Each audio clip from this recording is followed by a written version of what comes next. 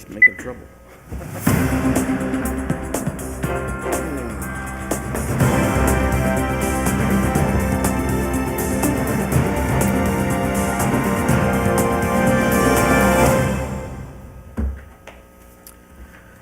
Good afternoon and welcome to another Utility Advisory Committee meeting. So I guess we will start with confirmation. So Josh, everything was posted, correct? Correct. Okay, and so I guess we have a full house tonight. Howard, Kenneth, myself, Randall, and Mike are here today. So I guess we'll just go straight to the Pledge of Allegiance.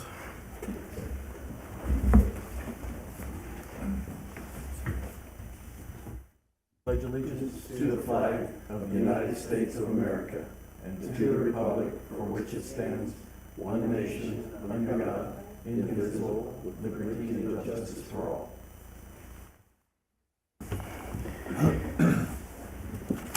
Okay, so were there any public comments that were sent in? I did not receive any. Okay. And so, and I don't see anybody in the audience, so we will go to the phone call. So we'll just do a quick, give it just about a minute, and then if I miss anybody, we can do it at the end of the comments. For this comment period, it's only related to the agenda. So if anybody has any comments, you can call 702-589-9629.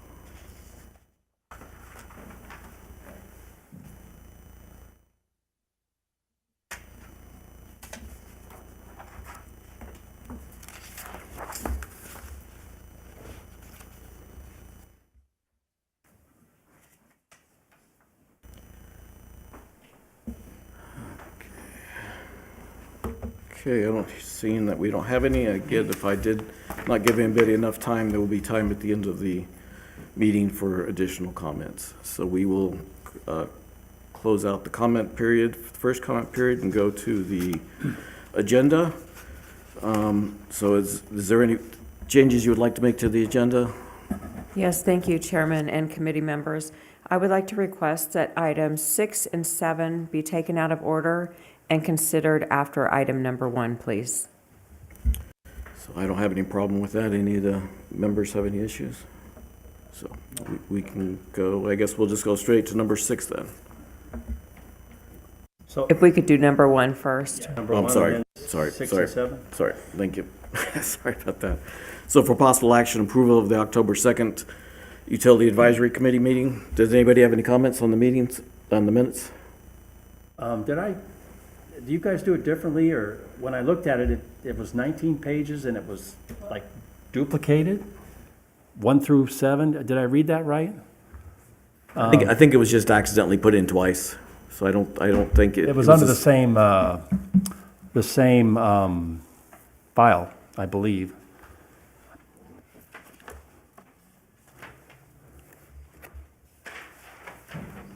But it did say pages 1 through 16, I believe. Oh, did it?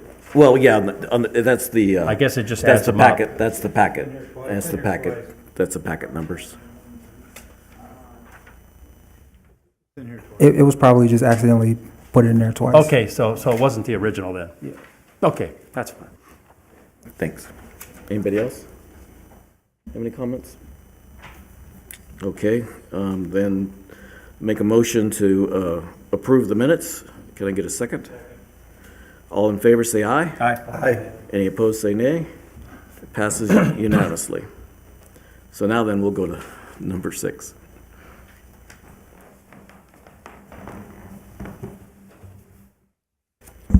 Good afternoon.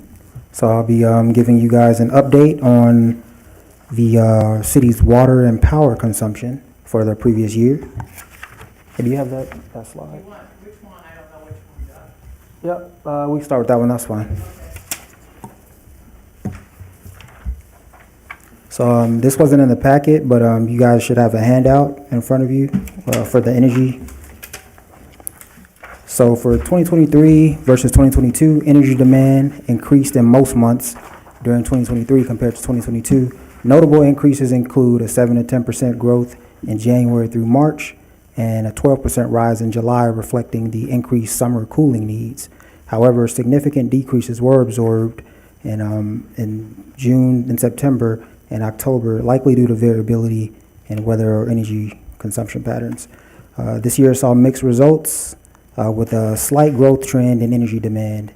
And for 2024 compared to 2023, the demand continued to grow in summer months. June had a pretty big surge, followed by another surge in September. And then we had minor increases in months like May and October, while declines were observed in months like January, February, the early part of the year.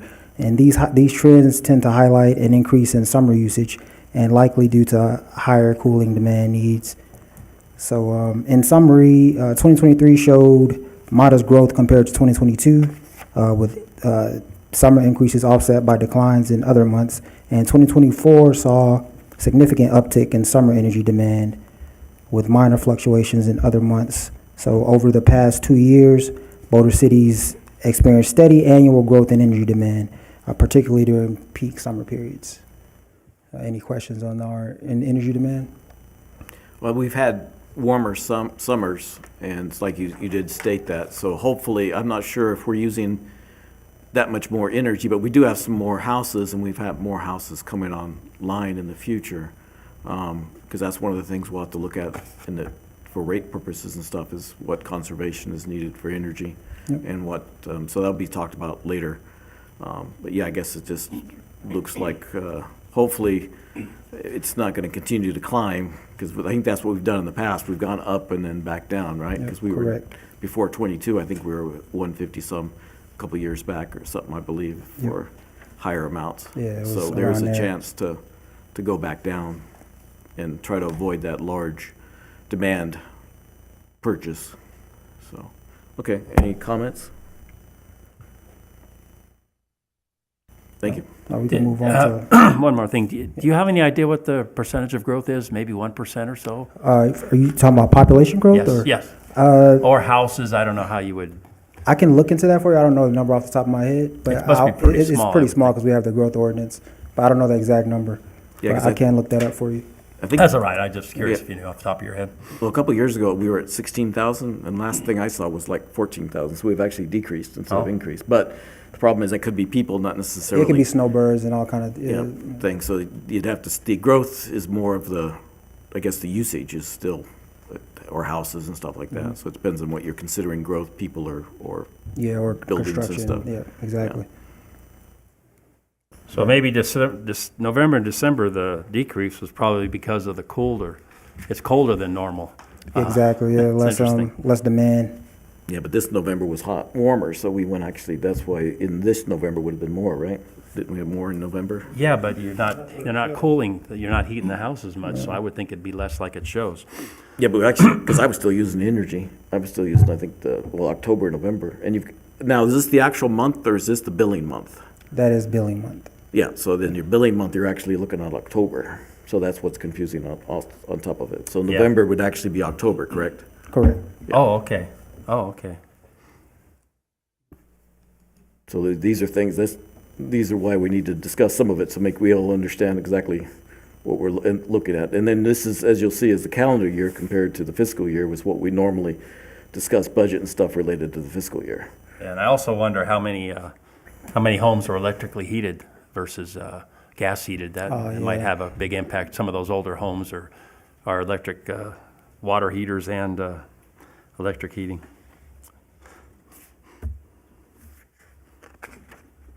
Any other questions or comments? No. All right, you can go to the next one, Holly, please.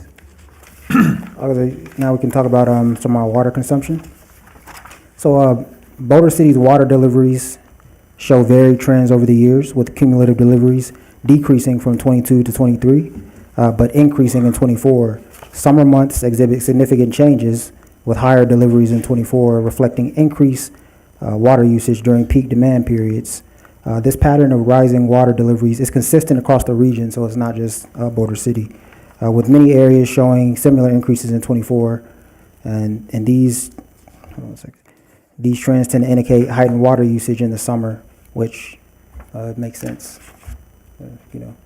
for the area. And this is deliveries from SNWA, so it's what SNWA is sending us. And so 2024's total deliveries was 9,300 acre feet. And our allotment is 18,000? Yes, correct. Yeah, our allotment is 18,742 acre feet through the year. 742? Yes. Because, well, are we something like 200 days into no rain or something like that? That I'm not sure. Right, it's a large, and I know Boulder City, we've hardly had any measurable, I think almost the whole I don't think summer. we have. I think they're saying the term they're using is not measurable. Non-measurable. Not measurable, so it's less than 110. I think it's about 165 days now in a row. Yeah, because Vegas got some, but Boulder City hardly got any. And so that's that's a big contributor. So with the extra heat and then no rain, people are probably using their sprinklers more than even supposed to, and so that's going to increase it again. So hopefully that's going to go down in the future. So hopefully they're more of an anomaly than a trend. This one kind of surprised me because I replaced my turf in August, and in September my water bill was almost half. And a lot of people I know replaced their turf because of the $5 per square foot. So I'm surprised that it went up 4%. I know that obviously people are watering their lawns but I didn't water my lawn anymore. I mean, it recommends 12 minutes a day, 6 days a week, and that was plenty for me. So I was kind of surprised at this one, that it didn't drop. Yeah, it might take a while to reflect. It probably reflected maybe, hopefully in the next fiscal year. But like the entire region was up for 2024. Was it not really? just Boulder City. Yep. Okay.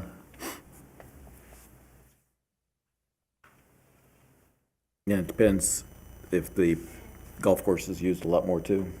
So both golf courses trying to keep their grass green in the heat probably use more. Yeah, the majority of the city's usage is the golf courses, the 3 golf courses that we have. And in 2024, they used about, they were 36% of our total usage. So How much? 36%. Oh, wow. Yeah. Does that include the Cascada? Yes, all of our golf courses. Yep. Was that an increase? Is there an increase from the year before in that? It was an increase. I can get you the exact increase. I don't have that in my notes from the previous year, but for 2024, it was 36%. Okay, Of our I was total just usage. I had sort of a feeling because with a lot of the water being reduced, then it's still somewhere else, and it's something to. Yep. Then that's part of the rate process that we'll look at later, just sort of understanding some of that too. So okay. And we've got projects going on to hopefully mitigate some of the golf course usage. We just implemented the new golf course water budget, so hopefully, that'll tame some of the usage for the golf courses. But yeah, we'll see. Yeah. So I think the Cascada is already. Did they already reduce it, or they're reducing it this year or something? I'm not like that? 100% sure if There was they something. started doing anything yet, but we made everyone aware of the water budget, and it mostly affects the golf courses, so they've all been made aware.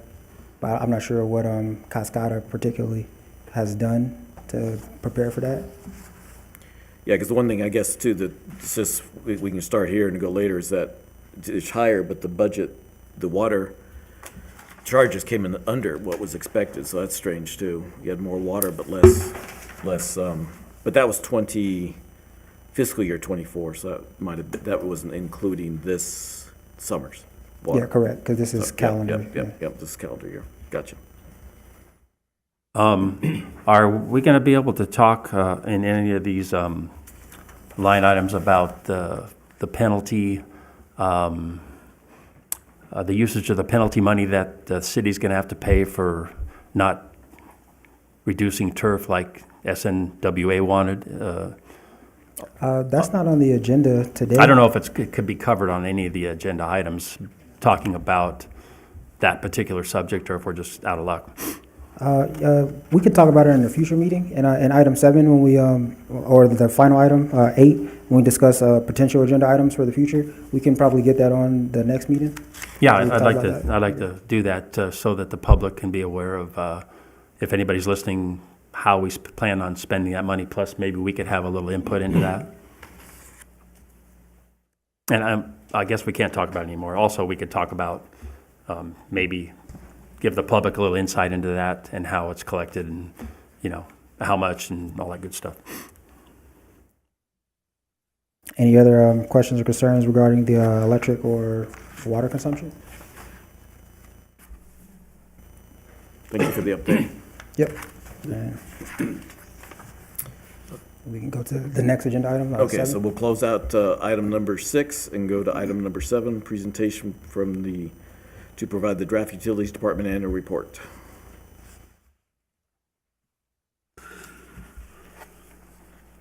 You have that, there we go. All right, so this is, every year, each department within the city does a annual presentation for their department. So this is our draft version before we send it to council, which I think we're gonna be doing in February.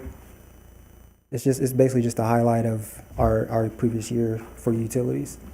So, just an overview of the utility department. I know we got a lot of new members, so the city of Boulder City owns and operates 4 municipal utilities, which are water, wastewater, electric, waste management, and we are a nonprofit. So first we have our utility admin division. For the highlights for this division, we implemented a fee structure for our city-owned electric vehicle charging stations. We brought that to you guys in a previous meeting where you guys approved it. We partnered with Martha P. King Elementary School for our second annual Celebrate the Public Power Week, and the kids loved it. They had a blast. It was great. Another successful event. We successfully implemented the city's first outage management system in IVR, and that has been going pretty good so far. I'm not sure that we've talked about, I think something was mentioned, but can you highlight that a little bit more? What does exactly the system do? So the OMS is our outage management system. So prior to implementing this system, after hours calls would go to police dispatch, and they didn't want those calls because they got other priorities. So now we have automated IVR, which is integrated voice response. So if someone gets in power outage after hours, they call the system, and the system will notify our standby personnel. And within that's the IVR portion, the OMS outage management system. The standby personnel, our electric division, they can handle everything through an app, respond to the outage, see where the outage is. It's integrated in our system via GIS, and they can basically find exactly where the outage is on their smart device, because it'll predict kind of what circuit failed, or so it's pretty cool. It works for the customers and for our utility staff to go respond to outages. Thank you. And that's been up and running since July, I believe, maybe June or July. Okay, thank you. And so for our water and wastewater division, we received our Vector truck that we ordered. That was a capital project that we got that truck. We've installed components to reduce odors at Lift Station 1. It's been successful, but we're still working on it. It's a work in progress. We've replaced and upgraded about 300 of our aged water meters. We didn't get any National Pollution Elimination Discharge Permit violations, no Safe Drinking Water Act violations, and we treated about 1,288 acre-feet of wastewater. And that truck is not the dump truck that's talked about in the budget, correct? The Vector truck, I don't believe the Vector Yeah, truck. that's some other type of. Yeah. Vector truck's a vacuum truck that you see with the round tank on the back. And Oh, yeah. got a snout coming out the front Yeah, that can clean sewers and yeah, I think I have seen that. plugs and all that stuff. Yeah, the city doesn't own any dump trucks. We contract that out to BC Waste. Well, there's one in the budget, but I think it's in 2025. I don't think that's a dump truck. I think that's something else. Says dump truck. Does it? Yeah, Is it a dump truck? pretty sure. Oh, okay. Yeah, we can check on the. It'll be in the Yeah, budget going. when we get there. Okay. Well, in the lift station, the odor control issues, is that resolved, Bill, or what's happened with that? Bill can talk to that and when he goes over the ongoing projects. Okay. Yeah. And so this is just our consumption. Just like we talked about in the previous, we increased 11% from 2023 to 2024, basically.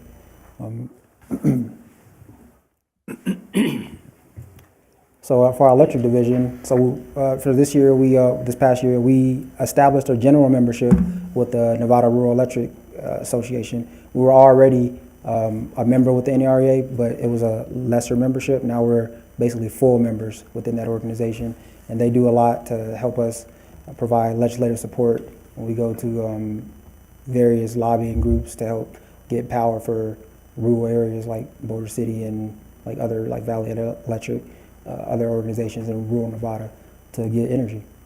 So this, if I understood, there was one comment made sometime that this might be able to help us to find, as you stated somewhat, but cheaper power for, especially like off-peak power, get access to something. 'Cause Yeah, part of- correct. And I can't speak too much to it, but through NREA, we've actually, our contacts at NREA, they put us in touch with EPCO, and we have an agreement going to council, the second meeting, to get a part of this EPCO agreement that will probably help us reduce our power purchasing substantially. So, and that's through direct having a relationship with NREA. So. Okay, thank you. And we've upgraded all of our electric components from 4K to 12 kV compatible. We've completed the police department EV charging stations, like right out here. We converted 60% of our streetlights to dark skies, and we replaced about 300 wood poles. On the dark skies, is part of the dark skies, I know in some of the neighborhoods that they seem to be a little lighter, and then when you walk, they seem to have a sensor. Are you familiar with any of that? I am not. Okay. None of that. I mean, I can get you that information. Panel, there's like a panel up on top? No, it just, when you walk, it's light, and as soon as you walk by it, it light brightens up. So it's gotta have some type of sensor, and I don't know if that, I was just curious if that's the dark I saw one the other day sky. with, had a huge, like, looked like a solar panel. Oh, okay.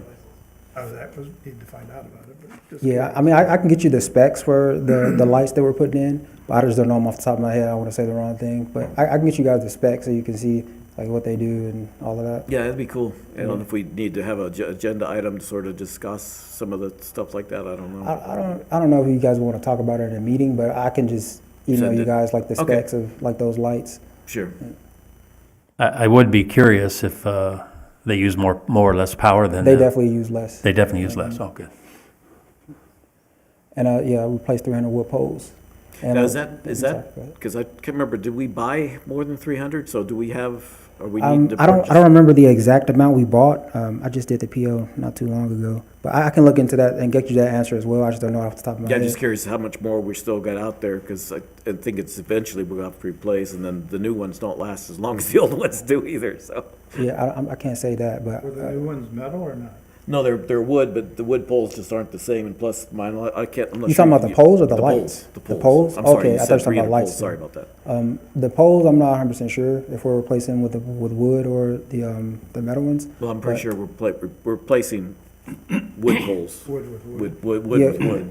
Yeah, I can ask Marvis, our electric supervisor, that Yeah, and question I for don't you. think we can use creosote anymore, so the bottom, I'm not sure what's happening with the bottom. But anyway, maybe that's an ongoing Yeah. jet thing, so thank you. And so waste management, we completed our annual closure costs. We completed a renovation of the landfill drop-off area, and we completed the operational fence to meet a permit.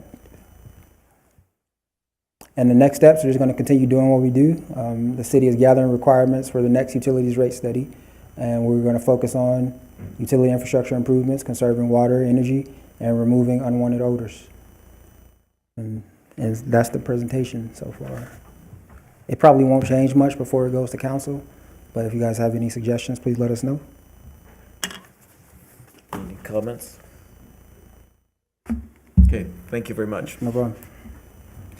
So we will close out item number 7 and go to item number 2 then. Do you guys need a minute to switch over, Tammy? Okay. Hello. Angela Mannanen, Budget Manager, and we're going to go over the utilities budget versus actual for fiscal year '24. So our annual report will be available next week. We have an audit review committee tomorrow, and then it's going to council next Tuesday, and then it'll be available on our website after that.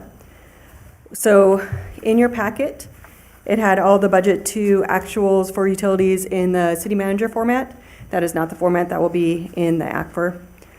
Starting with the administrative fund, it was actually not, so the administrative fund does not take in its own revenues, so all the expenses are allocated to the 4 utilities. So total expenses for fiscal year '24 wound up being 90% of what was budgeted. So it was less than budget. Moving on to electric. Can I Go ahead. ask a question on that? So on the year-to-date, you've got that the utility operations were 3.9, and you took in 3.4, but you had a miscellaneous revenue of 44.3, so the cost was actually higher, not lower. What was actually spent. So there is a $152,000 liability adjustment for our retirement. It was no cash leaving. It was an accounting entry for the liability for utility employees' retirement. So it did go over, but it was not a cash.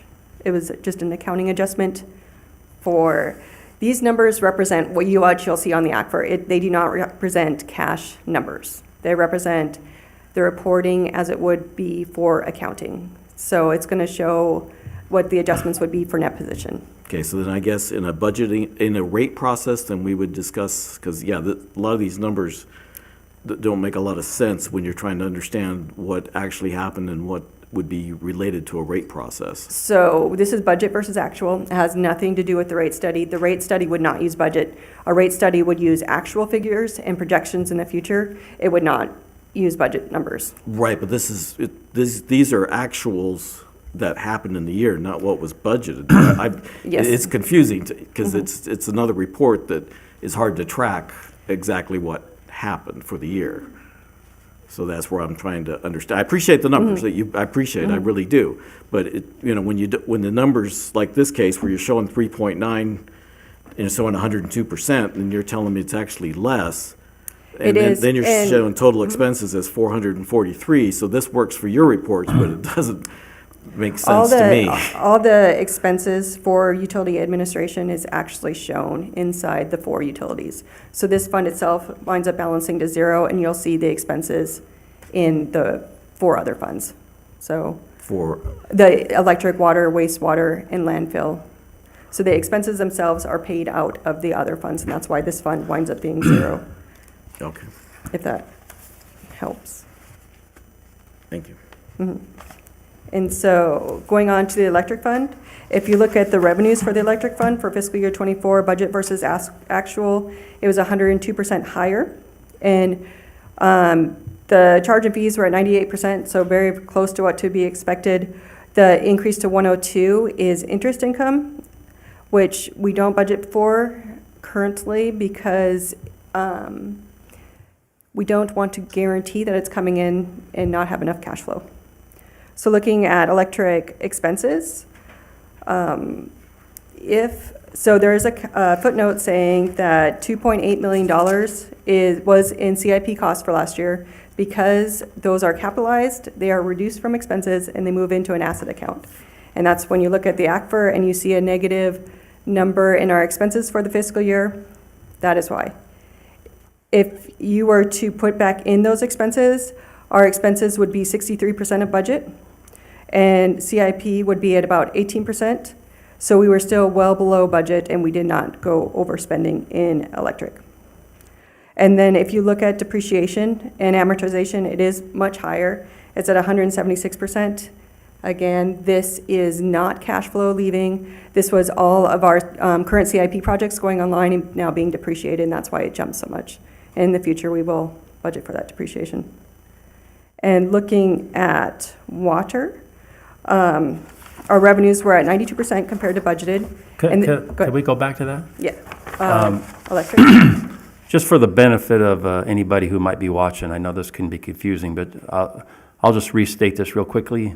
So we budgeted at $17.4 million in revenue for and that is ratepayers paying, correct? Yes, the Pretty much. 17.4, yes. And then we spent I mean, we budgeted 17.4 million. We actually got 17.8 million, which is just a little bit more. It's 102%, like you say. And then we look at the expenses, and we budgeted 35 million, and we only spent 19.5, or 35.6 million. We only, year to date, we spent 19.5 million, so we only spent 55% of our Budget. budgeted amount, but our budgeted amount has a bunch of capital improvement money, which is 16.4 million, which is just sitting there waiting to be spent, that we already have. Yes, it's the ongoing capital improvement projects. Yeah, and it's just going to be spent later in the next year. Yes, that is correct. So The that's kind difference. of that's an accurate portrayal of what, okay, good. No, and well, if I can clarify, first off, so you really should be revised budget, because if we're talking about the fiscal year budget for '24, the fiscal year budget for '24 did not include the $16 million, because that is a carryover. So that's what's confusing about this report. There's a lot of different numbers in there. For the city's purpose, it's what you do. For our purposes and the citizens, it's very confusing, because these numbers don't match. The as you said, the depreciation is part of a booking account, whereas the capital would be the expenses. So you really can't, these are apples and oranges compared to what was budgeted and what is now actually shown. So the $16 million would not be all new projects in fiscal year '24. It was the active projects in fiscal year '24. So they could have came from prior years, but there were $16 million worth of projects open in fiscal year '24. And we only spent 117,000 of that. No.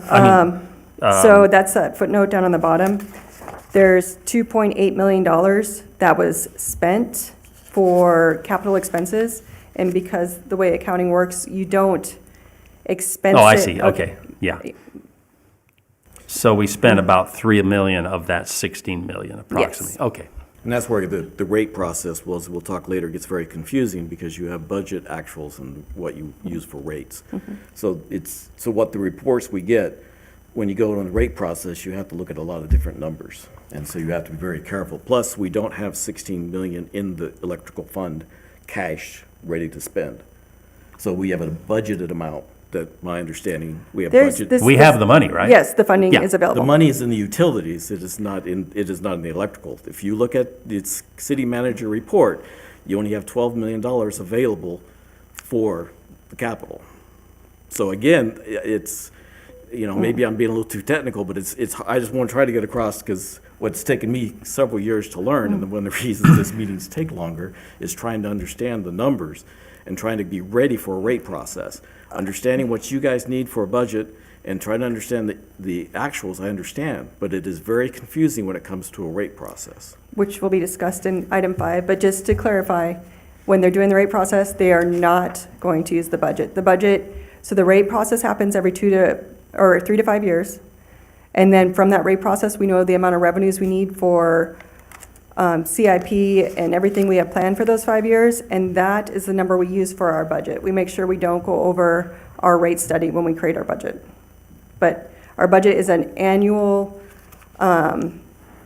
report. It's just an annual not expense. Oh my gosh, why can I, the word is Revenue escaping requirement? me. It is a requirement, but it's just, oh my God. Thank you so much. It's an annual financial plan for that year. So it's just for 1 year, and then it's gone. We don't look at it again, except for potentially were we accurate or not, but it's every year it's reevaluated. So when they do the rate study, they will not look at the budget. Again, I'm just trying to make it simple so that the people listening out there don't have to get technically, they just can understand, Where their you money's know, going. a couple figures is all they can handle, and I can understand that. So that's the reason I'm trying to clarify. With this report, it's not clear to clarify that. No. Yeah, I see It's what you mean. not as simple, so that's why I just want to clarify, and that's what I'm trying to bring up. Like I said, I appreciate the numbers, I appreciate it's there, but it is hard, and it's hard for us, and I can't even see how the citizens would track it to get ready for a rate process, so, okay. Okay, so looking at water, Looking at the revenues, it appears 92% of what the budgeted revenues came in as expected. This actually goes up to 102% if you look at the intergovernmental revenues. This is the ARPA funding, and a portion of that was not expensed in fiscal year '24, so the revenue was not recognized. So our revenue is adequate to match with the rate study. We only took in $10 million, and it was budgeted for 11. Our rate study is just under $10 million, so we're still totally fine with our rate study with our budget. And in fiscal year '26, that number will be adjusted to be about $10 million. So going on to water expenses. If you see on this report, it's about 56% of our budgeted expenses that were actually expensed. If we put back in the debt and also put back in the capital that was capitalized, it's about 75%, so we're still well below our budget, so we're staying within our rate study. Now, so looking at the water purchases, so we should be going down, because this year, if I'm looking at it right, and is it okay to ask it in this one, we're budgeting, I believe it's 5.5 million. And so I questioned that last year, and I'm hoping that when we bring in the budget for the fiscal year '26, we can look at it more closely, because I don't understand why we went to 5.5 when we only went to 4.4. Now, we did have an increased amount of water this year that we didn't really know that was going to happen. It would also be the cost of water, so we'd have to look at that when we're looking at the fiscal year '26 budget. Okay, I was just that was the reason for the actuals, because I'm hoping it would go down from 5.5, not up, because I know that the Southern Nevada Water Authorities is, I don't know, they're raising it as much as 0.5% each year, if I'm understanding, something like that. I have to, Yeah. I don't want to give misinformation and It's tell you off the top of my 4.5, head. and I think it's as high as 5%, I mean, 5%, I guess. It's either 0.5% or 5, I get it wrong. But anyway, so hopefully, because the reason I'm asking this, and the reason I'm trying to work on it, is we're going to get one shot at the budget, because in April, we'll have one meeting, and that's all the information we'll see before the council has to decide. Yep, and what's really important with the budget is just making sure it stays within the rates model, because it's just for one period of time. It's our plans that we had planned out in the rate model, so. Yeah, but we don't, and again, we don't see that rate model again, so we don't, we have to, if we can just get, so we're continuing to ask for, or I am anyway, continue to ask for information so we can keep an understanding and to understand where some of these numbers are. So, okay, thank you. Okay. Again, just so I can clarify for those listening out there, for the water revenues, we budgeted to take in 14.8 million approximately. We, year-to-date, again, year-to-date is, can we clarify that exactly? Is that, That's actuals that was taken in for fiscal year '24 revenues. so this is June, till June last year? Till June 30th. So yes. June's in the summer, so that's our fiscal year. So we took in $13.7 million, which is 92%. So we basically didn't take in quite as much as we budgeted, 8% less. And then for expenses, we budgeted to spend $15.9 million, and that was included capital improvements. And I'm just going to throw that out because people out there can probably understand that. You get into all the other stuff, it's too confusing. So we budgeted for $15.9 million possibly spending. We only spent $8.9 million, or 56%, and most of it, or $3 or $4 million, was capital improvements funds that we didn't spend. Is that a pretty accurate? Sort of. So, yeah, so capital improvements, we did spend $1.8 million. It was capitalized, so you can't see the expense on here. So even though it says 8.9 million, if you added the 1.8 to it, it'd be more accurate of the cash that. Okay, I'm just trying to, again, I'm trying to give the audience a kind of a ballpark figure so they can kind of understand it. Okay, thanks.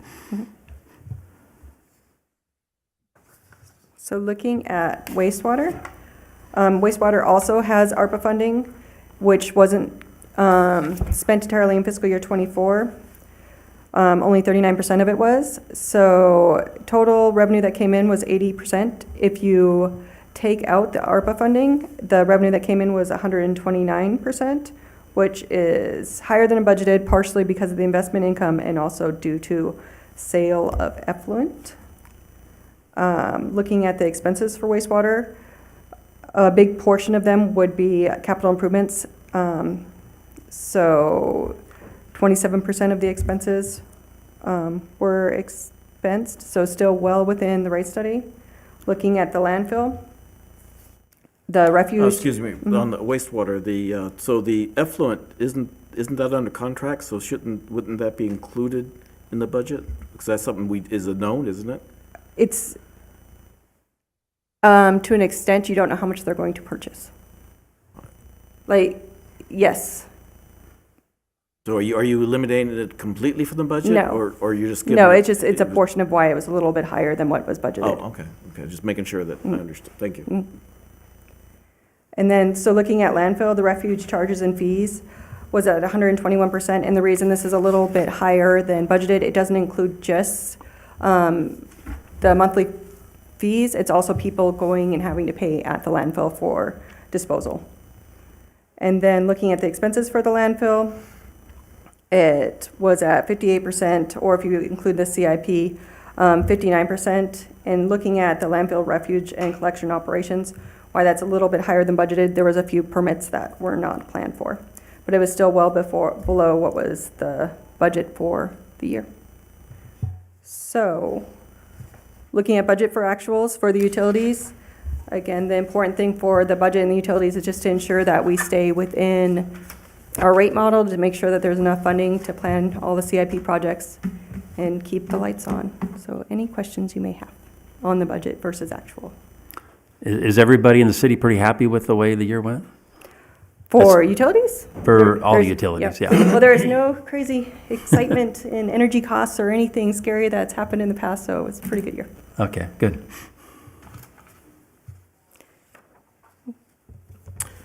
Okay, any other questions?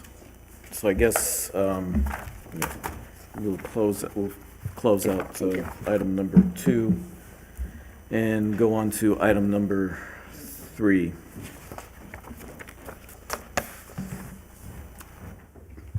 Good afternoon. I'm Carol Lellis, the CIP coordinator, and I'm here to report that the 5-year plan that was presented to this committee in October went to the council in December, received tentative approval. There was no changes in October, and the council had no changes in December. So as of now, we have tentative approval, just as it was presented in October, and the final approval will go with the operating budget in May by the council.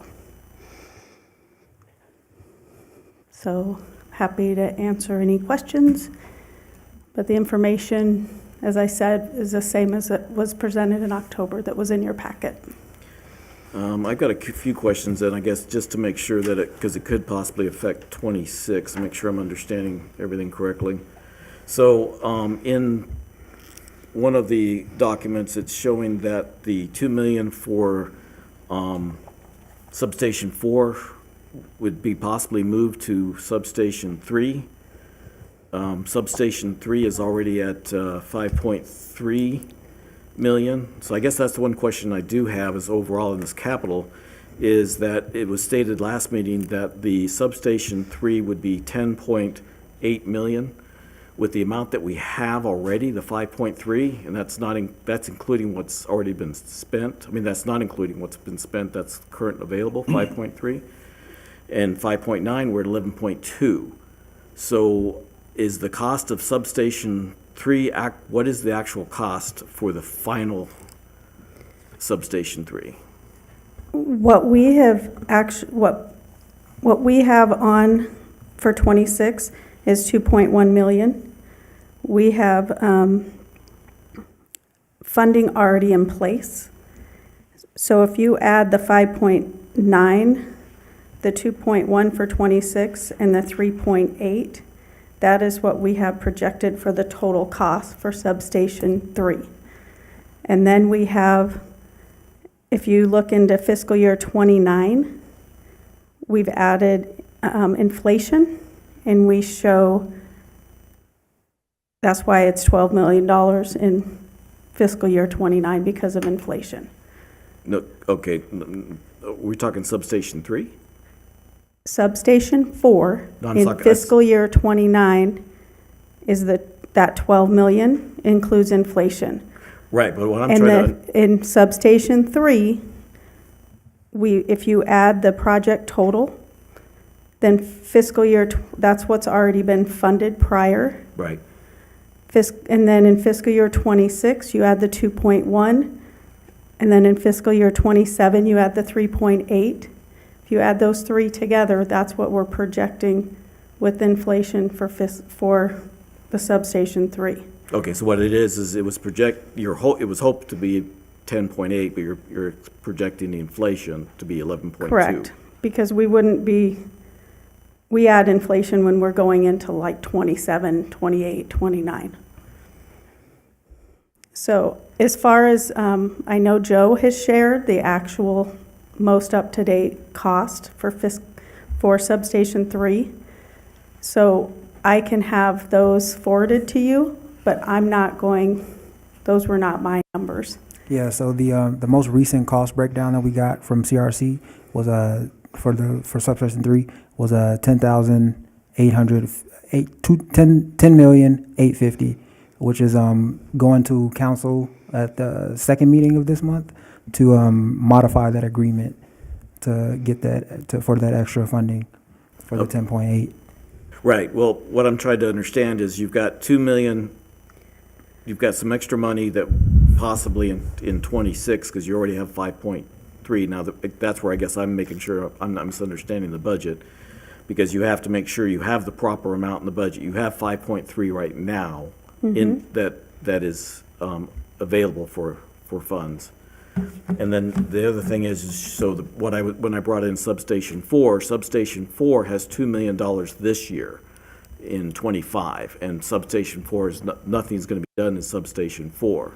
The money that was in the budget for '25 actually got moved to substation 3. Okay, and it has not been, in this information we have seen, it was not done yet. And if that would put it to 7.3, and then you add all these, now you're at 13 million for it. So that's what I'm trying to understand, to make sure I'm understanding how much capital we're looking at overall. Because with those numbers that When we got the new information for the actual cost for sub 3 is when we made the adjustments for sub 3 and sub 4. So adding these numbers together, the 10 million, what's the exact number? Is $10,850,000. That is the amount that will be, with the adjustments, is what will be budgeted for sub 3. And then sub 4, we took the total funding for sub 3 and put it into fiscal year '29.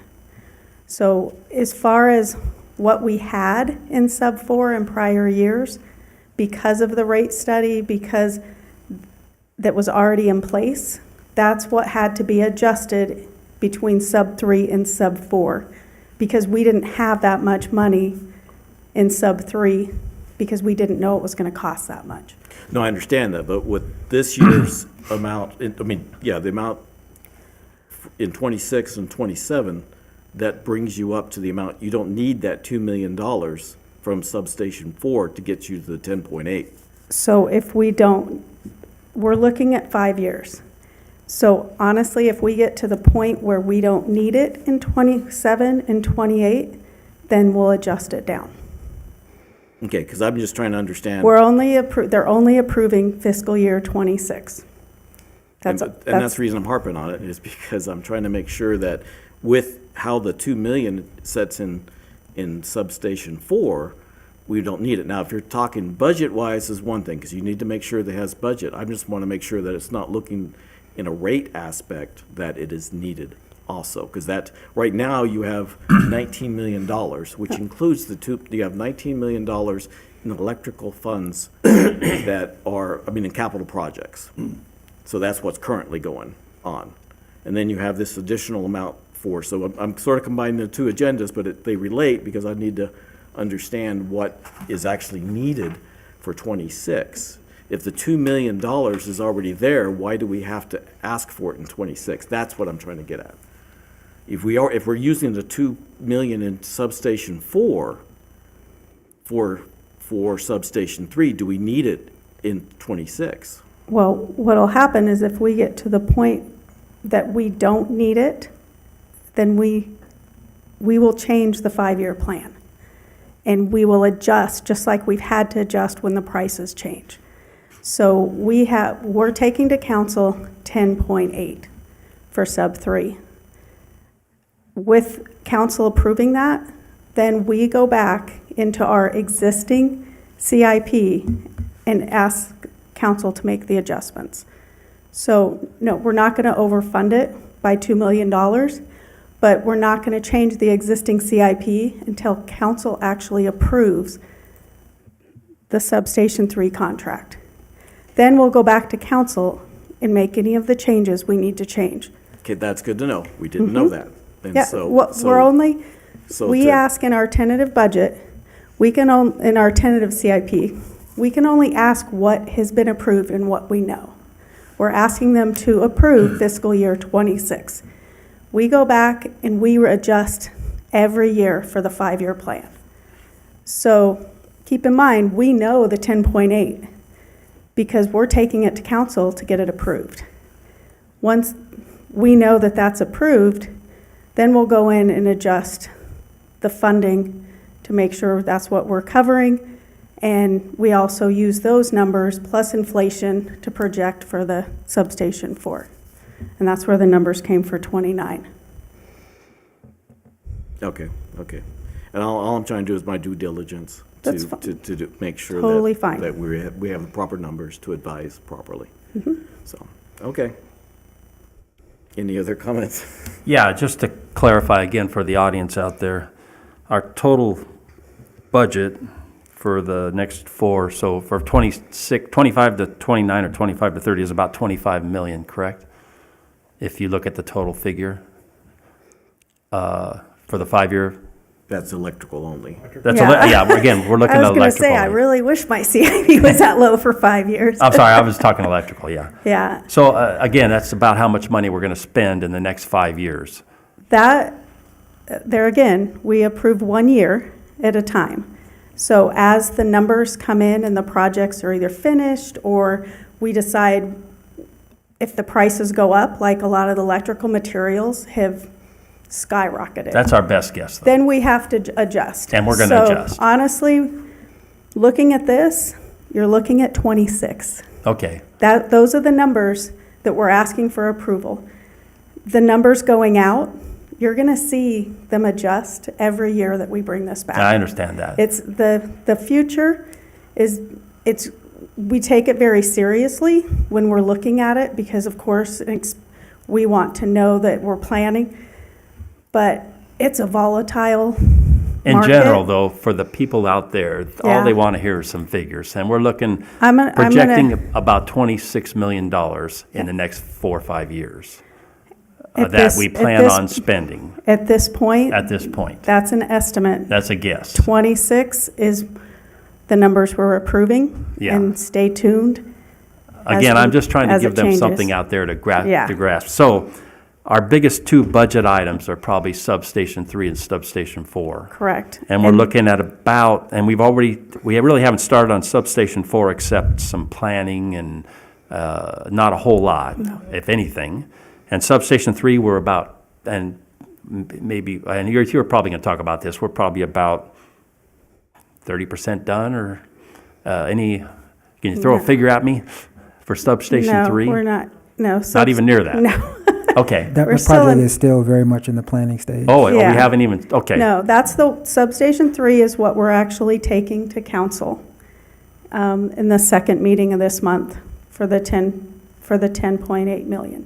Okay, but the point I'm trying to make is that there's a lot of money we're going to have to spend for Substation 3 or Substation 4. Correct. In the range of $20 million that we haven't even spent yet, out of the $25 million total that we Correct. plan on spending in the next 5 years. Yes. So that's why we're spending so much money in the next 5 years, is to be able to have a reliable system for the next 30 or 40 years. And we also need to go back for the public and remind them that we're making a conversion. Correct. Yeah, we're starting all That's over. a big part of that conversion, which is gonna, so these aren't things we do all the time. Correct.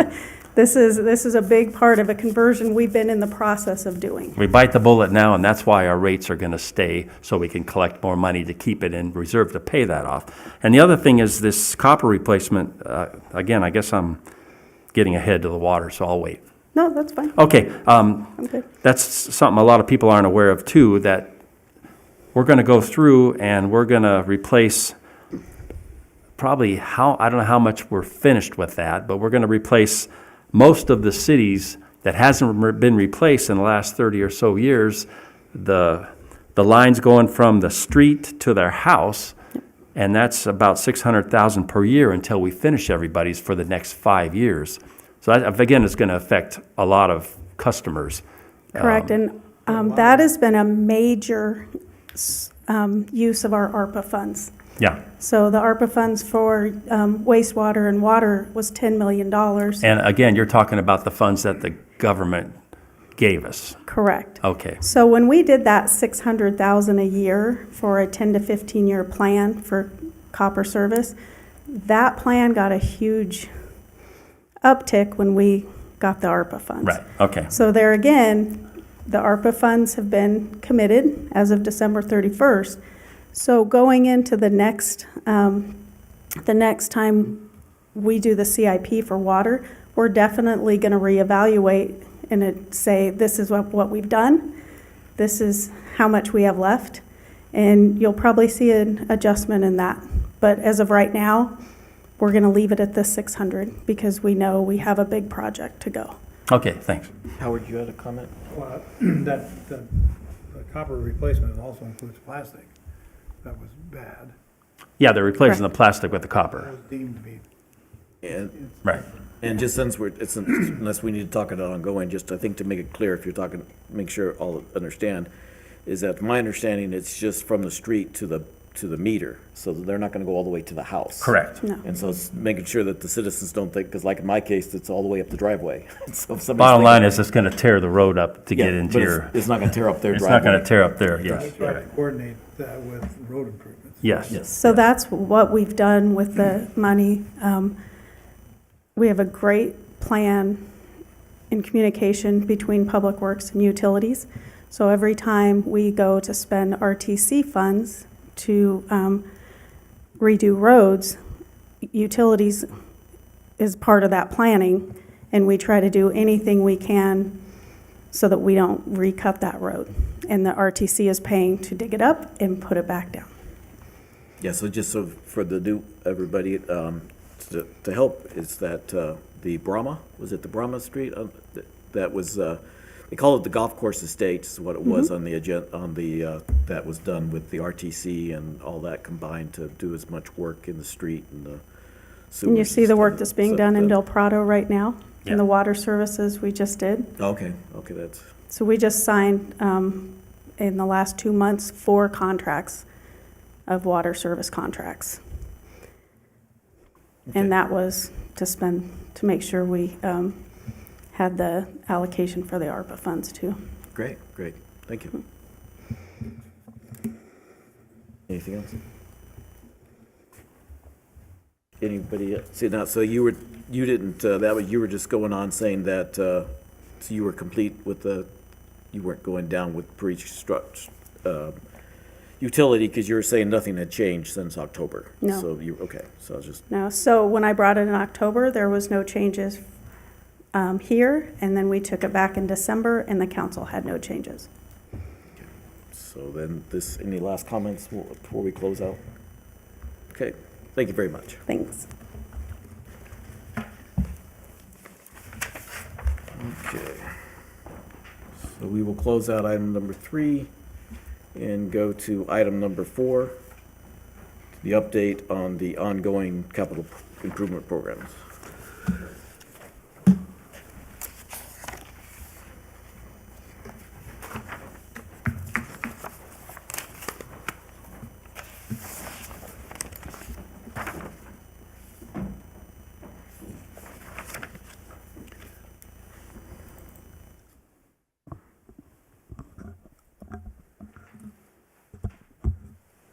Good afternoon, committee members. Bill Bruniga, Utility Engineer, Utilities Department, City of Boulder City.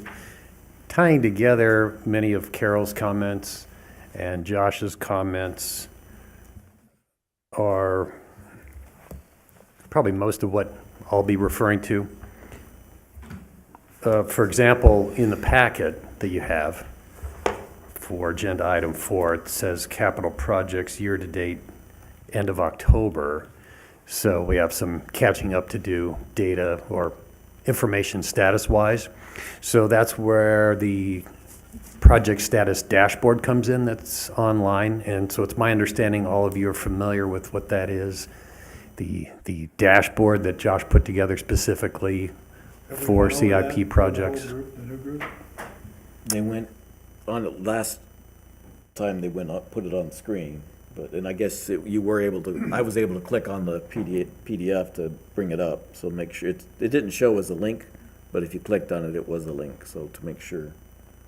We have access to that from our homes and everything, right? Yes, if you go to the Yes. packet, and then you look at the thing, and it shows. To make sure everybody's aware of that. Yeah, to make sure it is, so, because that's where the latest, so was that, but Josh, was that including anything other than October 31st, or was that just October 31st numbers? The numbers were of that October 31st, but the project statuses were updated as of the 1st of this year. Oh, okay. Yeah, that dashboard, that's part of what I wanted to point out. Your packet has old information, but that dashboard is up to date. And in fact, even today, I'll be doing some more updates. And that is publicly available. And so that there's good status statements in that dashboard. Some of which I wanted to highlight today. And tying together what Carol said about ARPA, so that dashboard compared to your handout today. So the big changes are, it's up to date now, that dashboard online. Plus, you'll see big changes because of ARPA, like Carol pointed out. Contracts, as they relate to CIP, we needed to get things under contract by the end of the calendar year. So we made big progress on getting that ARPA funding spent. And you've already talked about some of what I was going to mention. The copper services, got a lot of contracts out on that. So that was a big one. Also, the other message for today is the ones that are completed, we will probably just take off the list as far as reporting from here on. So I was going to point those out also, that are different from what you have in your handout today. And they're grouped in the electrical projects, then the water projects, sewer, and the landfill. So let's take a look at some of the electrical projects. Again, the big one, Station 3 rebuild, so we've already been talking about that. If you'd like a breakdown of the current equipment estimate, as far as understanding the budget change for Substation 3, for example, we got quotes in the end of last year. The 2 transformers total $3.7 million, just for 2 transformers, from Virginia Transformer Corporation. How much was it? 3.7 for 2 together, the total. Were those the ones that we were suggesting that would be advanced purchase? Okay, so those are 2 just for this substation, Substation 3. You're referring to the idea of, well, future substations. So the idea of, is it a benefit to, like you said, advance purchase, keep them consistent, maybe get a kind of a volume break? Is there any advantage? And so what we got back from that is no. There's no advantage to trying to advance purchase. And in fact, trying to lock in details today for substation 4 and 5 that far in the future was actually caused more problems than it's worth. When you're able to advance purchase, keep them all consistent, get in the production pipeline, that would be great. But in this case, the feedback was, no, that's no help at all. So then how close was this actual cost to what we were anticipating as a cost? The actual, Just curious to know how much inflation has been. yeah, I'm gonna have to get back to you on that because we also changed the sizing. Yeah, because I believe it was $2 million is what was estimated for each substation for just the transformer. So Yeah, I think it was an estimate of $1 million, so it's almost double. And in our initial bid request, we had pretty well kind of oversized of the request. And so we had to kind of cut back on, that would have been nice to have that much capacity at each substation, but the cost was such that no, we didn't want to oversize them quite as much as we had hoped. So a little closer to our estimated loads is the quote that we got in at the end of last year. So when do you think that they might be ordered? Yeah, exactly. So I'm awaiting a status on with the purchase process of when those are going to get ordered. Oh, you're in the process now, Yes. and that's a year to year and a half out? Is that Yes. what- Yep. Okay. How do they want that money, all up front or? The payment plan, I'll have to get back to you on the payment plan. Just curious. Do you know?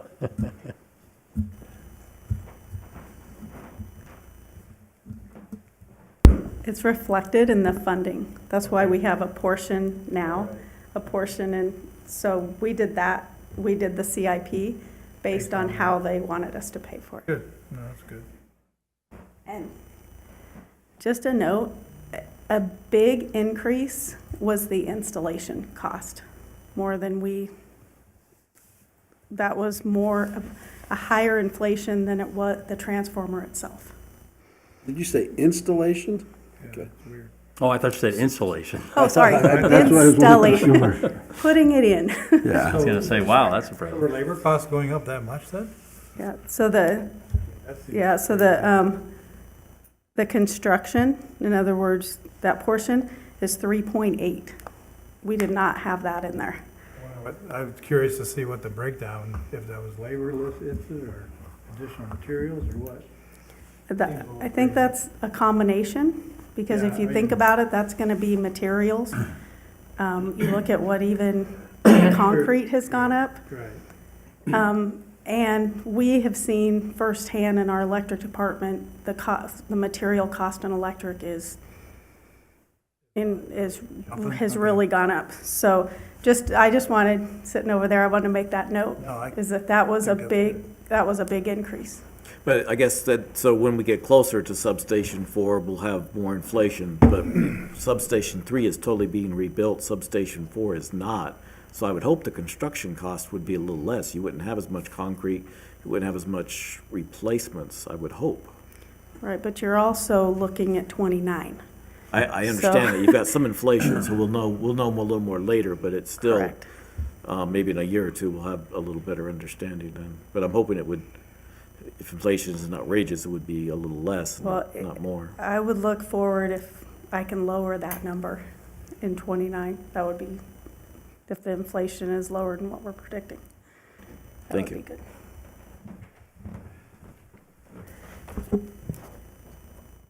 So if I clarify, we're close to being ordered, the two transmissions, the two transformers on substation 3, and they're going to take about a year and a half to manufacture and deliver, correct? Well, yeah, we have to go through the council approval process.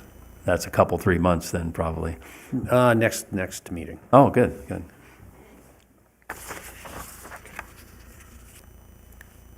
To continue that breakdown of that 10.85 million for sub 3. So all the equipment, or what we're calling procurement, which includes these transformers, but the grand total for everything will be 6.32, or I should say, that's our estimate from CRC, 6.32 million, of which the 3.7 for the 2 transformers is a part of that. Now, did I understand that there was a comment, or either in the dashboard or someplace, maybe not, that is there a possibility that some of the equipment from 3 can go to 4? Because some of the equipment's being changed out. So if you got new enough equipment in 3, that would help reduce 4 a little bit also. Yeah, so the existing sub 3 equipment, moving it over to sub 4. Is that what we put on the dash? Yeah. No, that wouldn't be on this dashboard. No, okay, then maybe it was in the backup on the digital book. I read it someplace.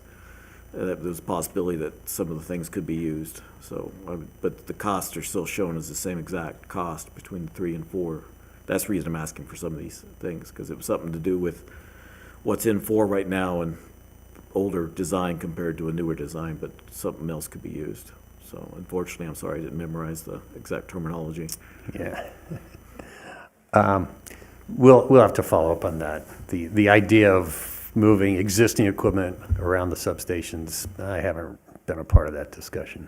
Okay. Well, again, that's probably a couple of years out as we get closer to Yeah. 4 happening. But again, when we start 3, it depends on what can be salvaged and make sure things can be salvaged if they can. That would be something to think about sooner than later, I guess. Right, right. For that, just going back to a little bit more on sub 3, the procurement numbers, I said 6.32 million, the estimate from CRC, of which the 3.7 for the transformers right off the bat. The other big, couple of other big hitters, 900,000 for the control enclosure.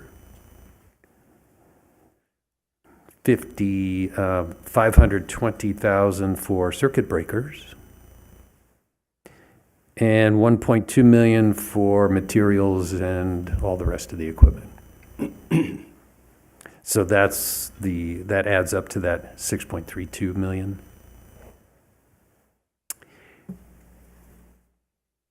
And as we were talking about with Carol just a minute ago, construction, okay, just building sub 3, everything that goes with that, 3.8 million is the current estimate.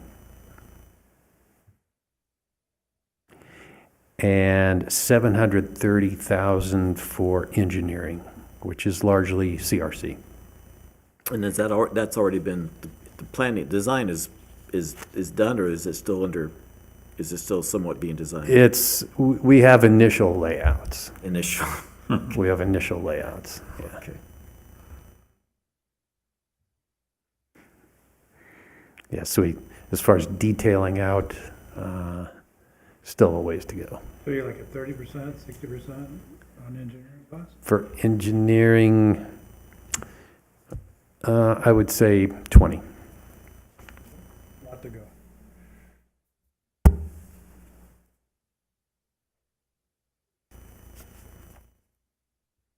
So that's the grand total, but then with the year-by-year progress that Carol described.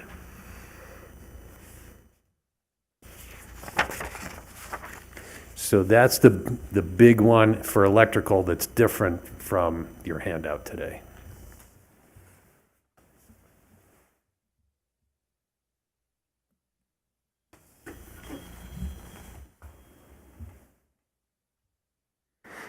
Other in the electric projects, we mentioned, or no, actually we didn't mention, we mentioned the Vector truck. There's another truck, the line truck under electrical. So that one's completed. We bought that truck. One of our long-standing projects from meeting to meeting, the Arizona Street feeder, that one's done. Now, so you're saying that one's completed. Is it on here because there's still some outstanding issue Well, that might have some additional costs to it? Work-wise, we're calling it 100% complete. Now we still have The remaining funds is having the generator, the shops, which was connecting, comes up Arizona. And once that is finished, there'll be about $36,000 left in that project. I'll close it down and it'll go back and it'll just show as, it never left the electric fund, but it'll show as not being, it'll be available. So that project, as far as the contract is done, but we're still finishing up getting that generator online that was attached to it. Thank you.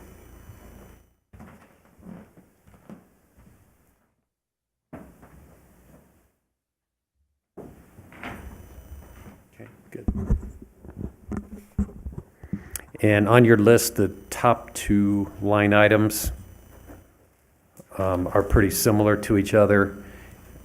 In your packet, those were called design for status, but we've actually finished design. It's now in the installation planning phase. So that's different from your packet. So when do you think that it might be completed? So, because you got installation, so do we have a contract for that, or does that have to go out for bid, or is it in-house, or what's? The bid process is happening now, Okay, so it's, okay, so bid, and it'll be contractor, not in-house. that's, okay. So then, and what's the projected time frame for that, if, once it's started? From what I've seen, by the end of this calendar year. 2025, okay. It's about a 1 year, okay. No, less than 1 year, because it's gonna take, okay, thank you.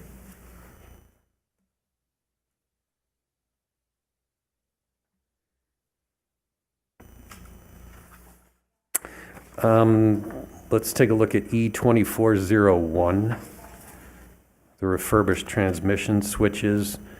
That one is on hold because that will be, what we'd like to do is have that in combination with a fiber upgrade project with Nevada Energy. Now, is that gonna be, so are they sponsoring the fiber, or is that another one that's gonna be online in a different time? The cost, is that in a different project, or is that something they're That NV Energy is doing. it's energy, okay. Yeah, so there's aspects of that we want to join in with them on. So until that gets all planned out, we're calling that one as being on hold. Okay, thank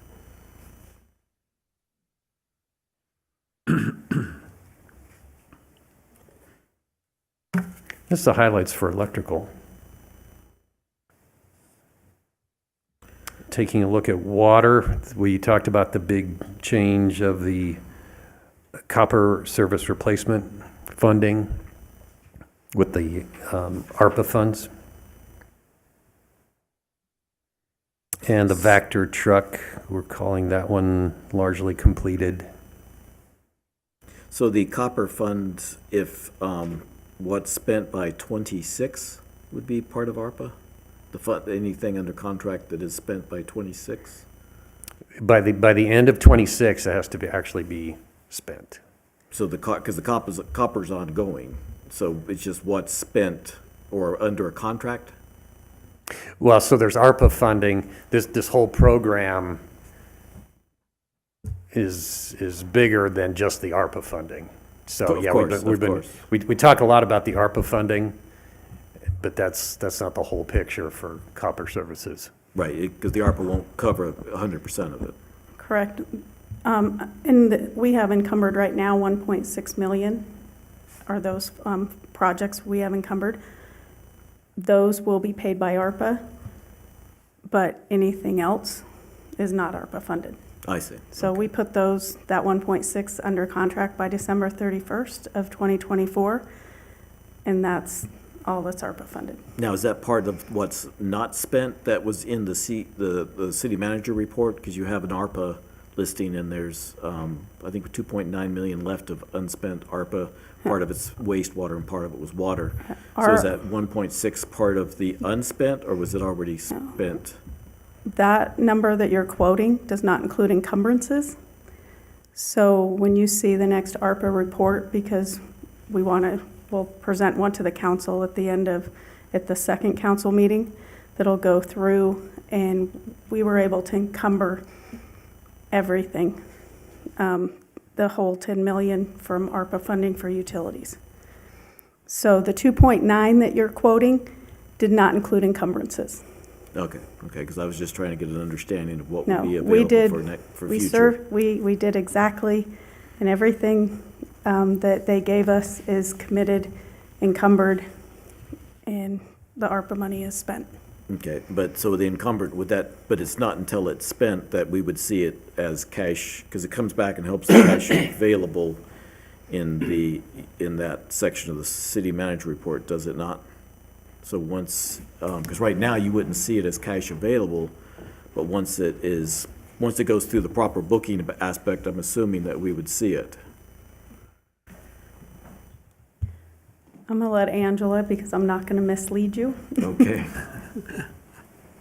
Not really part of this item, but, so ARPA funding does not go into either of the utilities until it's spent. So you'd see the expense and then you'd see the cash right away. So you'd see a revenue and an expense at the same time. So it basically net to zero Right, but again, we don't see any of that because. until the expense happens. No, we don't even see the expense because we don't know what's ARPA, we don't know what is, and the cash and stuff, we don't see. Oh, okay. Thank you.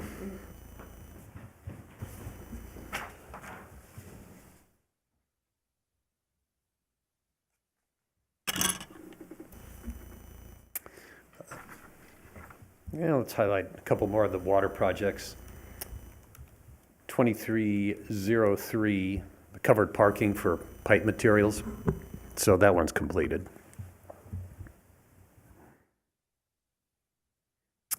Another one that got some ARPA funding at the end of the year that you'll see a change on is the obsolete fire hydrant replacement, 2305. All right, so that'll be different in the next report. Is our numbers different than yours? It will be. Okay, because what you guys sent in the package is different numbers. Then, Are you looking at the water side of it, Randy? Oh, no. I think I might be looking at the wrong, you're right. No, copper service replacement. are you browsing that dashboard? I'm looking at the fourth handout, or the fourth handout that came in the package. Oh, okay. Which is October 31st, right? Mm-hmm. Yeah, correct. Okay. Yeah, E23003 is meter upgrades, and you said it was,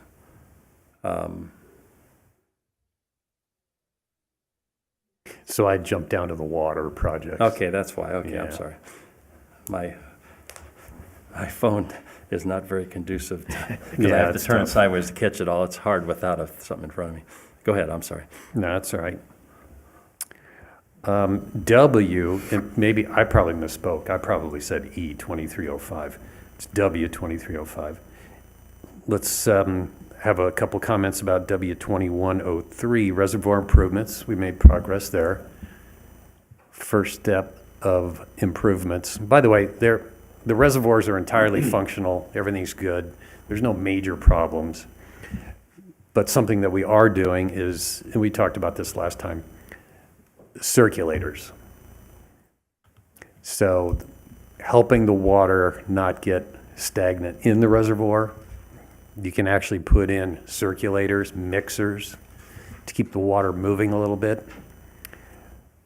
And that helps keep the potability of the water consistent.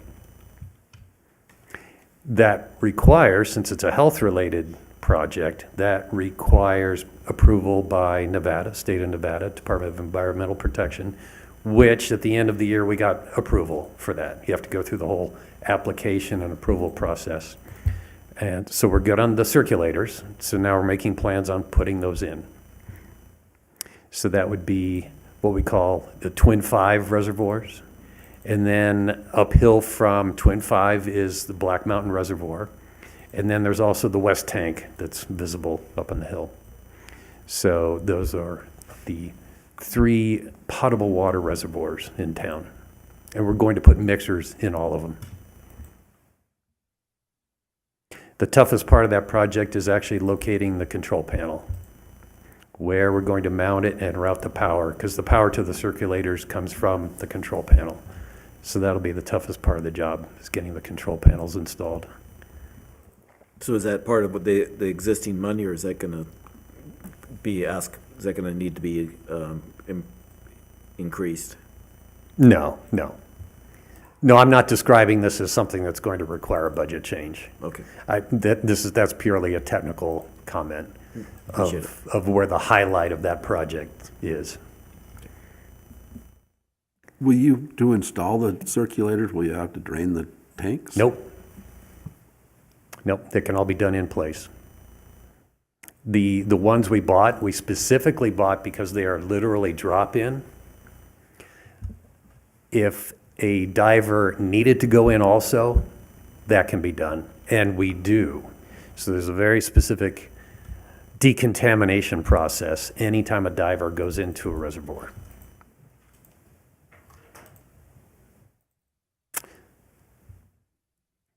Okay. The next thing we might do for reservoirs, it's kind of related to the same topic, is something called ventilation. The airspace over the water inside the reservoir, sometimes it helps the potability of the water if you keep that air moving through also. Don't let that air stagnate. That affects things also. So depending on how these circulators go, that would be the next project we might consider. I'm also looking at installing flow meters on the outlets of each reservoir because we do not have that data. We have gross pumping numbers from SNWA, from the pumping plant to fill the reservoirs, but we don't have data of exactly when water is going out into town, which would help us for accuracy and leakage awareness and tracking time of day versus usage. That would be another possible reservoir improvement. Possibly some coating if needed. Overall, they're in pretty good condition. That's the sort of the scope of what would be in reservoir improvements. There were some valve issues in the past. Was that taken care of, or is that still being reviewed? I thought it was valves inside of the reservoirs, I thought. I haven't heard Valves or something like anything that. for valves in the related to the reservoirs. That hasn't really come up. That was a big issue. That was About 2 years ago. 2 years ago, yeah. That was presented as something that had to be done immediately, is what we were understanding. Yeah, that's, The actuators and whatnot were all gummed up is what they said. They showed us pictures and everything, and it looked like it was pretty cruddy shape, so And you don't think it was taken care of? we're asking if it was. Okay. And the answer is we don't know. yeah, I'm glad to follow up on that. Thank you. My current interaction with operations, they didn't highlight that compared to these others. Yeah, because it was part of a big study, right? Wasn't it? Was it Brown or It was an something? evaluation that was conducted, and that was pointed out as a major flaw in one of the Okay. potential major flaw in our system. Yes, I would just, we thought that, Isolation, the tanks couldn't be isolated, is Right. what the big deal was. so we thought that the recommendations were being gone through. Okay. I don't know if they figured out isolation concerns or managed it some other way, but Let us know. yeah. Okay.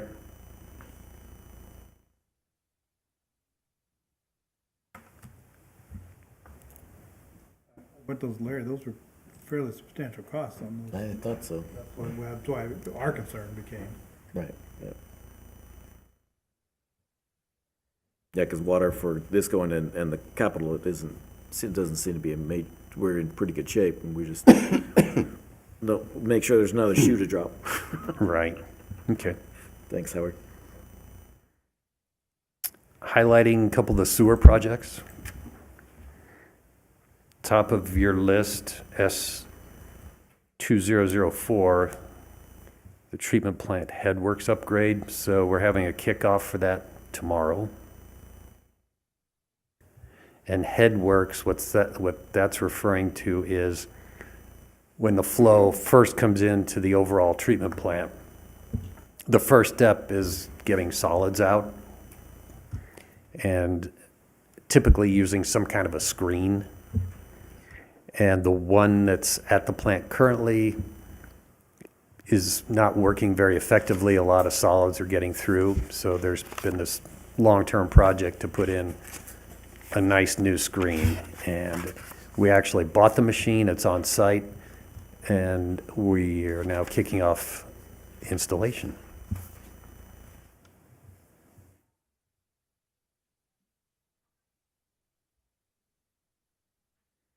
Another one that we had a kickoff today for S2202, chlorine contact chamber.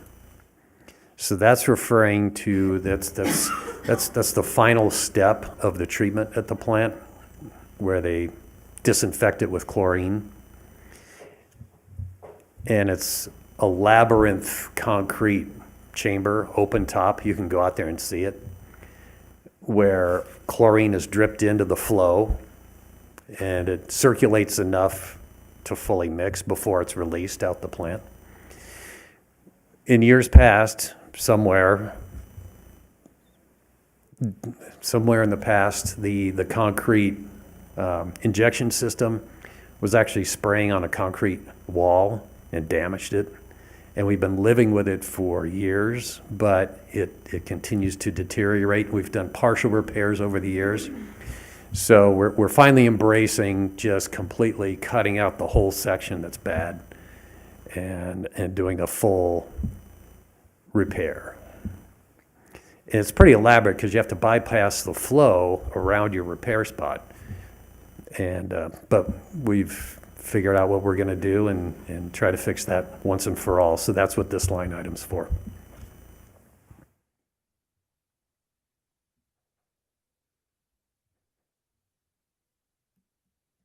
Somewhat related to chlorine, just for your awareness, S2305,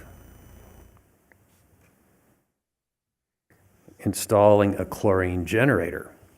So the plan for that was to actually make chlorine on site. So operations has come to the conclusion that it's just easier, cheaper to just simply buy it on the market rather than everything that goes with operating your own machine. So we are likely going to take that one off the list. What was that number again? 2305, S2305. Okay, so generator, gotcha.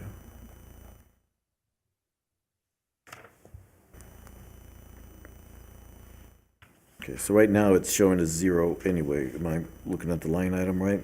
Yep. Okay. Yeah, 0. Now, that's out of curiosity, then right above it, the shower, so it's still in progress.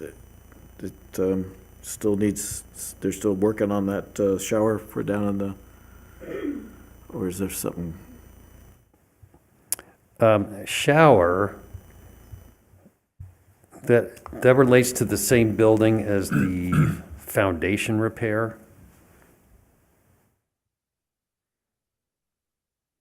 S2306.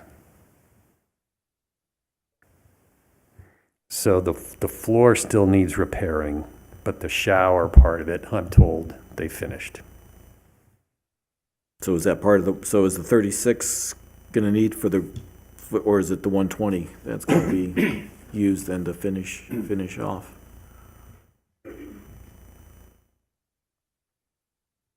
Okay, did you have comments?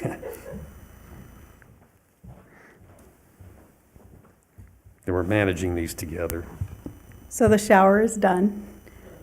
The amount that's left, isn't it like 35? This right here, 36. Yeah.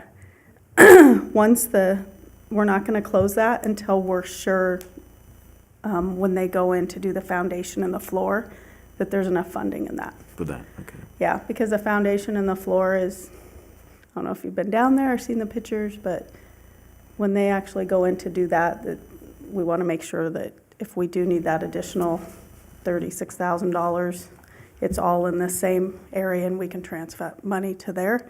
If we don't, then we'll just close it out. Okay. Yeah, it was just 75,000 for a shower seems awful expensive in the past, and it was nice to have a little bit left over, but you gotta do what you gotta do.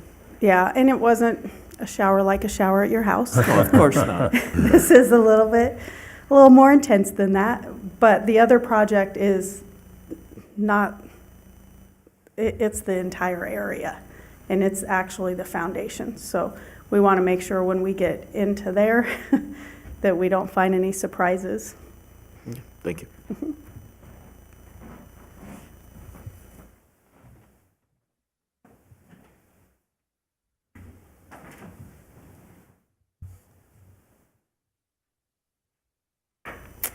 Let's, so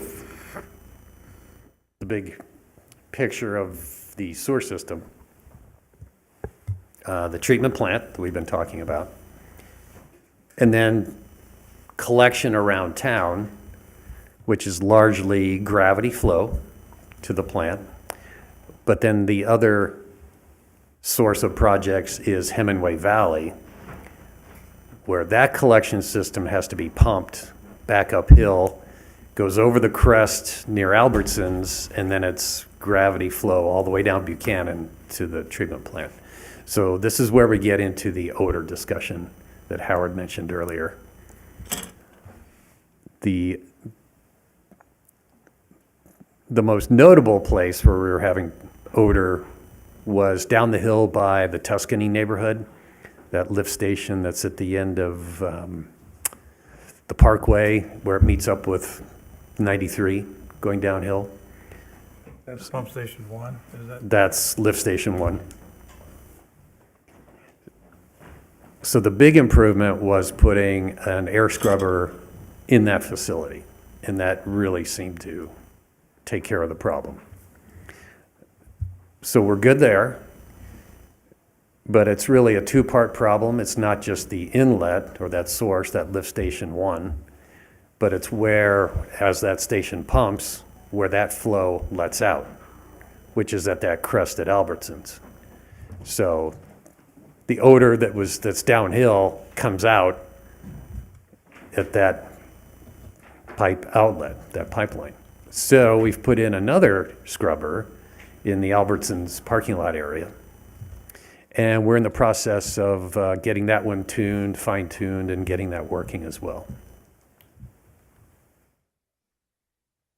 It's put in and it's working, and we're still taking measurements and adjusting the airflow to get that one to deal with any odors you might notice in the Albertsons area. And then continuing, the whole odor topic is downhill Buchanan, especially if you get by El Camino and the golf course. Anybody noticed odor down there if you go down that way? So that will be our next place. And our current plan is putting in another scrubber in the median of Buchanan, further downhill.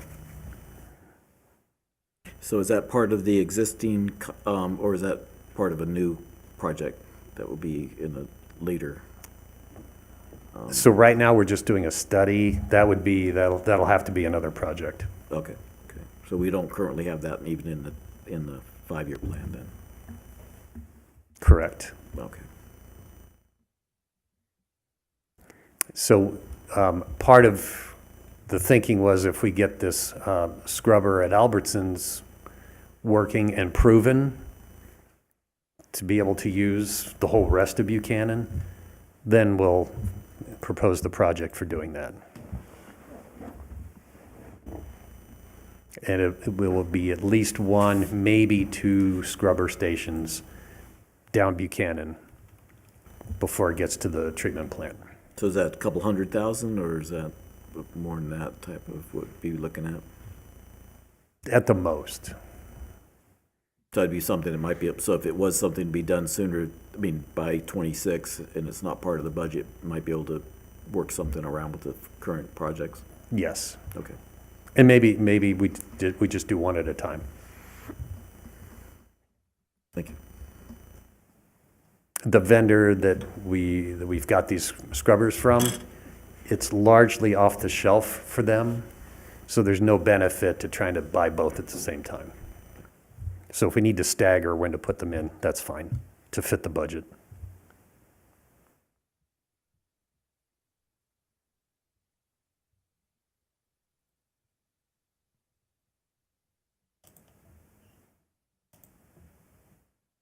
That's the highlights for sewer system projects. For the landfill, we are working on a road that needs to go in, and we've got an initial design for that. A fence will be needed eventually. We've got a plan for that, but the budget for that will be needed later, but at least we have the fence plan anyway. So that's the highlight for the landfill. That's all aimed at easy access, inspectability access around the landfill. And then it also includes channeling runoff water into a holding basin. Now, is that going to be a dirt road, or is that going to be paved? Dirt. Dirt, okay. Yeah. So the 800,000 should still cover what we're looking at? We will, when we get bids in, or an initial estimate. There's a lot of cut and fill that's needed. So we're still getting numbers on the quantities involved that will directly affect the cost estimate. So then, if you find out before the April, you might have something in the landfill for the 10-year plan, then there could be some additional money that might need to be added to the 10-year plan, to the 5-year plan. As far as the process,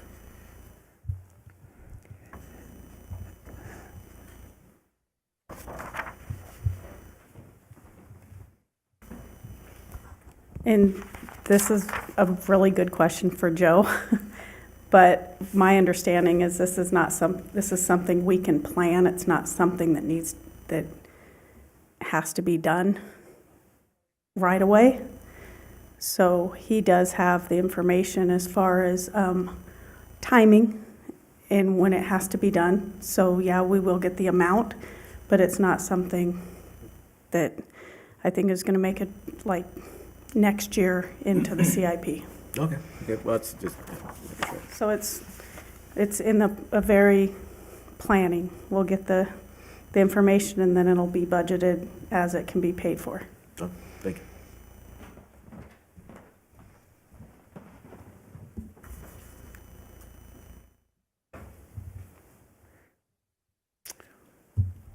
any other questions about the project list that you've got? Hi, Bill. I'd like to ask a question about electrical planning.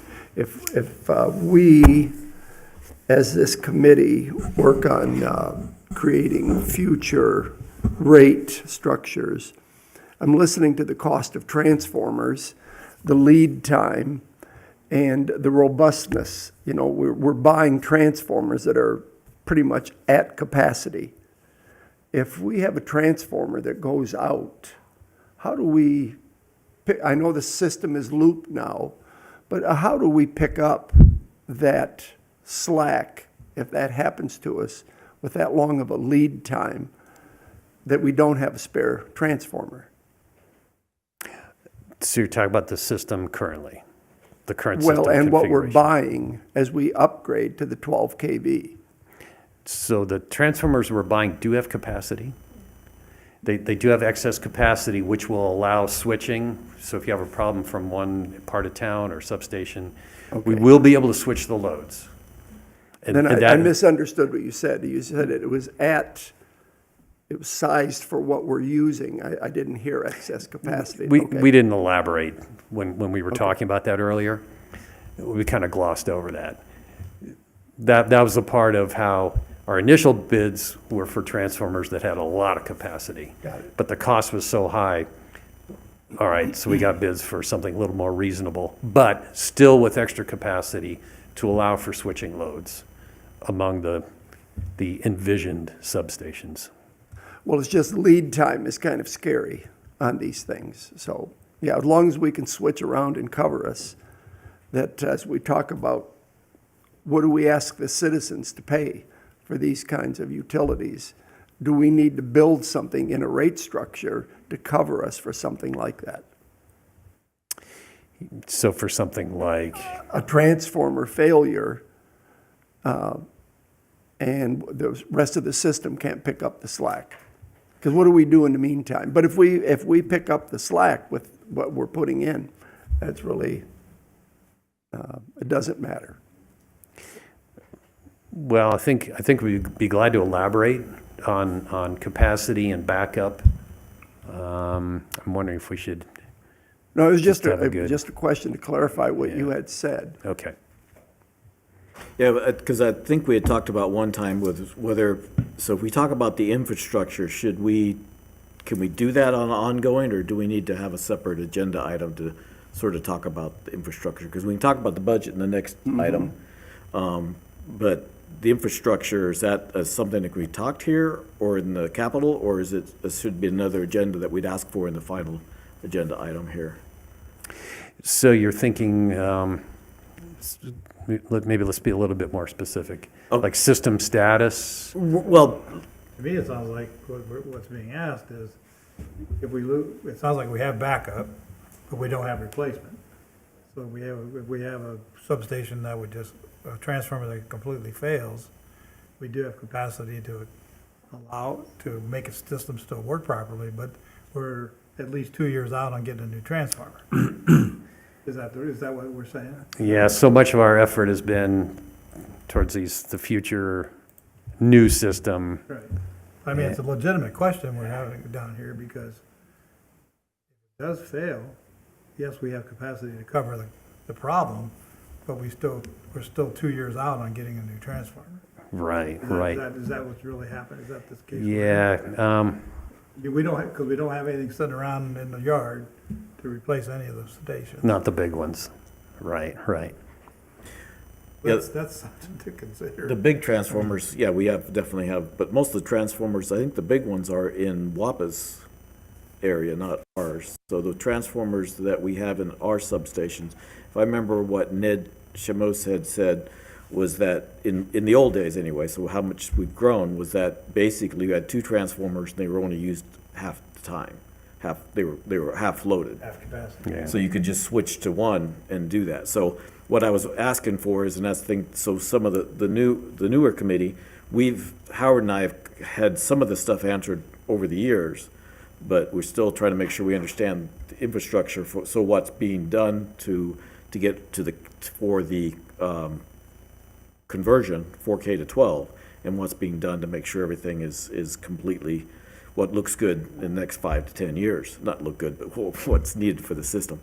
Everything that you're asking, it's been planned for and all this planning. But to speak to the engineering capability of our system, I can get with Joe and I can get you those questions answered, because he would know from an engineering standpoint what the system is capable of in case of failure better than myself or Bill might know. So Right, but it might be something that'd be nice to be discussed instead of just sent. So it might be good if we. we can talk about that in the last agenda item when we talk about That's what future. that's So, what I'm yeah, we asking can- for. Maybe we get something for infrastructure. Yeah, Okay, that shouldn't be a problem at all. okay, thank you. Does that cover you, Mike? Yeah, it does, thanks. Yeah, in the midst of these projects, the overall outlook is, we're not at risk, okay, but maybe let's get into some more details of where things are risky, or if you do have an outage, okay, well then, do things get more risky, and for how long, and how much capacity? So, Yeah, I think That- part, that- it was more or less part of the old, the last item as far as the 5-year, but I think just to help with it too, is that in the past, we were sort of looking at like 2029, 2030 as most of the stuff being completed and transferred over and the substations being done. But with a lot of the different issues that have come up, things have been really pushed back. So that's one of the things I was trying to understand too, and also so we can discuss it a little bit in the next rate process, in this next rate, is figuring out how far we're gonna have to go out and be concerned with the rate. Before, it looked like the rate could be sort of stabilized in the future. But now we're looking at a lot more years possibly. We need to understand what's gonna happen with Substation 5, what might happen with Substation 6, making sure that, what is growth potential, stuff like that. So maybe if we do something with the infrastructure, maybe we can get a better understanding and go from what Howard and I had heard to upgrade the panel and some of that. So if that sounds reasonable. Yeah, the 2-year lead time is kind of scary to buy something. Yeah, I think this is to help with that. For everything we've been told and everything, and what Ned has said in the past, the system that exists actually is in pretty good shape. Some of the issues that feed Boulder City, that's not in our control, the big transformers, that's just a nationwide issue. You can't really afford to have a transformer setting by. Some of them do, some of them don't. But I think in most cases, the system is being planned properly, everything's done. It's just now we need to understand, because of the extreme cost that we have, how fast, and so, in what we're looking at in the future. So I'm pretty positive. But that would be, if we talk about infrastructure, that would be just to make sure that everybody's on the same side, but things are looking good. So I think we have that same issue though with just not only electrical, but all equipment. Because if we have a pump station that has 2 pumps in it, yeah, we have a redundant pump. But if one pump fails, it's gonna take 2 years to get the new pump. Right, so if Now we're we, only operating with 1 pump, and we Right. have no redundancy. yeah, so if we talk at the agenda, we'll get to that, but if we talk about overall infrastructure, then we can talk about everything. That's, Yeah. we have to think about that. Yeah, we do, and That's a it, cost. and that's part of the budget If too. we have I mean, it's part of the rate. we'd have to figure out how much, we'd have to know how much available funds would be available to just say, we need a transformer in 2 years. Yeah. Is the money available? Do we have that money to give to someone? So why don't we stop it here, and we can talk a little more in the budget, in the rate process, because But that's. I think it's a good for us to at least consider. No, I agree. I totally agree. So I'm not trying to shut it down completely. I'm just saying we're getting out of this agenda item. We better be careful, so. I can vouch for pumps and motors, though. We do have spares on hand. Good. 2 years, yeah, that's been pretty typical, right? I mean, any sort of a transformer. Okay, anything else on this? Do you have anything else, Bill? No, those are the highlights, and sorry to repeat, but the online dashboard is up to date. Okay, any other questions? Okay, thank you. Thanks, Bill. Yeah, you're Thanks. welcome. Okay, so we'll close out item number 4. And so, let's see. It could take a little bit for the rate study, depending on how much information you guys have, or we might be able to do it. Do we want to take a quick break, or do we want to just go through it? I'm okay either way.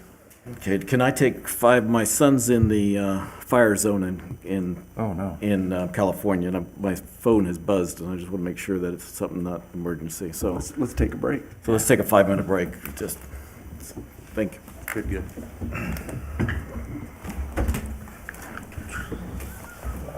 Everybody seems to be under that. A lot of people. Yeah, first it was Know people that are over there. his girlfriend was and then all of a sudden got in the house. So I just want to make I was sure. watching at lunchtime what's going on down there, and it's just unbelievable. Yeah, how fast is this?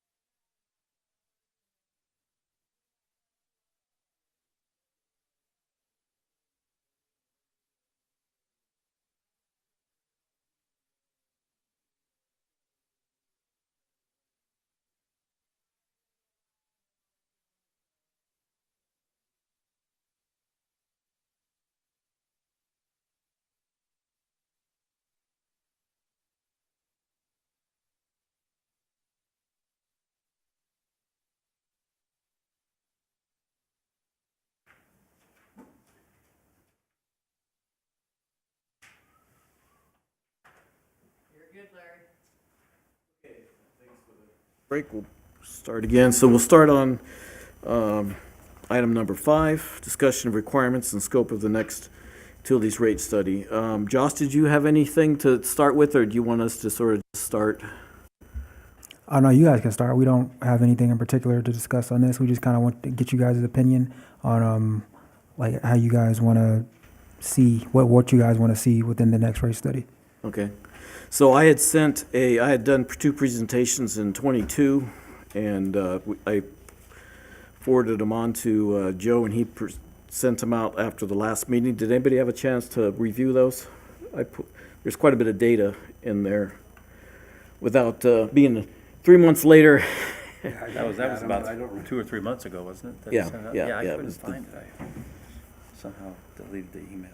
Okay, so, because that had a lot of data, so that's, because there's a lot of information. So before I go on, is there anybody in the committee that would like to start off with this? This can be pretty intensive, and so I'll try to keep it at a reasonable level. This is what I did for 20 years. It was part of my job for 20 years. Part of my job was was a rate manager. So I'm familiar with the different aspects. And then the city, that was the government, and some of it was a lot easier overall. There's a lot of different components that need to be looked at. So with that being said, I ask if there's anybody that would like to start off with what their thinking concerns are for the rate process. So just to clarify, so we did this in 523, right? We finished it, the last one? Yeah, May. May of 23. Yeah, I'm not Yeah, sure. that's correct. I don't remember the exact date, but it was then. And we're supposed to do it every 3 to 5 years. Correct. And so we're just probably looking at maybe doing it in 3 years, or are we going to accelerate that? I would like to start something this year in 25. Well, we have money budgeted for a rate study in FY26. I don't want to say budgeted. It's money available for a rate study in 26. 26 or 25? 26. 26. So that's in 3 years from the last one. Correct. So we are going to go on, we're going to we're not going to accelerate it past earlier than the 3 years. That's our plan, is to go to the Correct. minimum amount of Our time. next rate study would be either in FY26, where there's funding available for that, or maybe 27. Well, Yes. 27 is, okay, so that's the big reason I want to work at it now and explain it, that we need to understand what the current rate is developing, because in most cases, what I'm seeing is that we're not collecting what is being budgeted for. And if we're not collecting the amount, then we're under collecting. And so we need to look, I hate to increase the rate, but we have to be realistic and see if we have to increase. Plus, we've tripled the amount for substation 4. We've doubled the amount for substation 3. So there's a lot, and we just need to understand the capital. So I think the whole panel, we need to at least understand the rate process before we say we're going to put it that far out. So let's see, the current resolution had a increase in 24, 25, and 26. So 24 has already been done. 25 went into effect in October, and we'll have in October of 25, we'll have the last for that rate study. So you really can't do one in 27, because that would be Well, the I spring wasn't of saying 20 the next one would like literally be in 27. I'm just saying like the earliest we can have one is 26.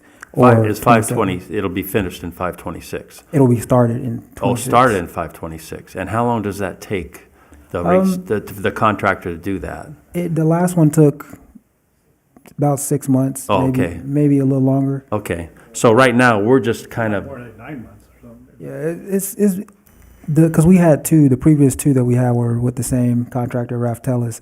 And the first one, I believe it took probably closer to 9 months. And I think the second one was a little faster because they had done the previous one. So they had pretty much familiarity with our rates and everything. So I think And- the second one was a little faster. and we're just discussing this amongst ourselves basically to educate us on how it works, because we're still way out there. Well, like I was saying, I'm thinking, because if we could get the money, there is a budget for professional and a budget for technical. There's $100,000 and 150 or something. So if the city does not already have that earmarked, there is a possibility that we could do a small study and get things started.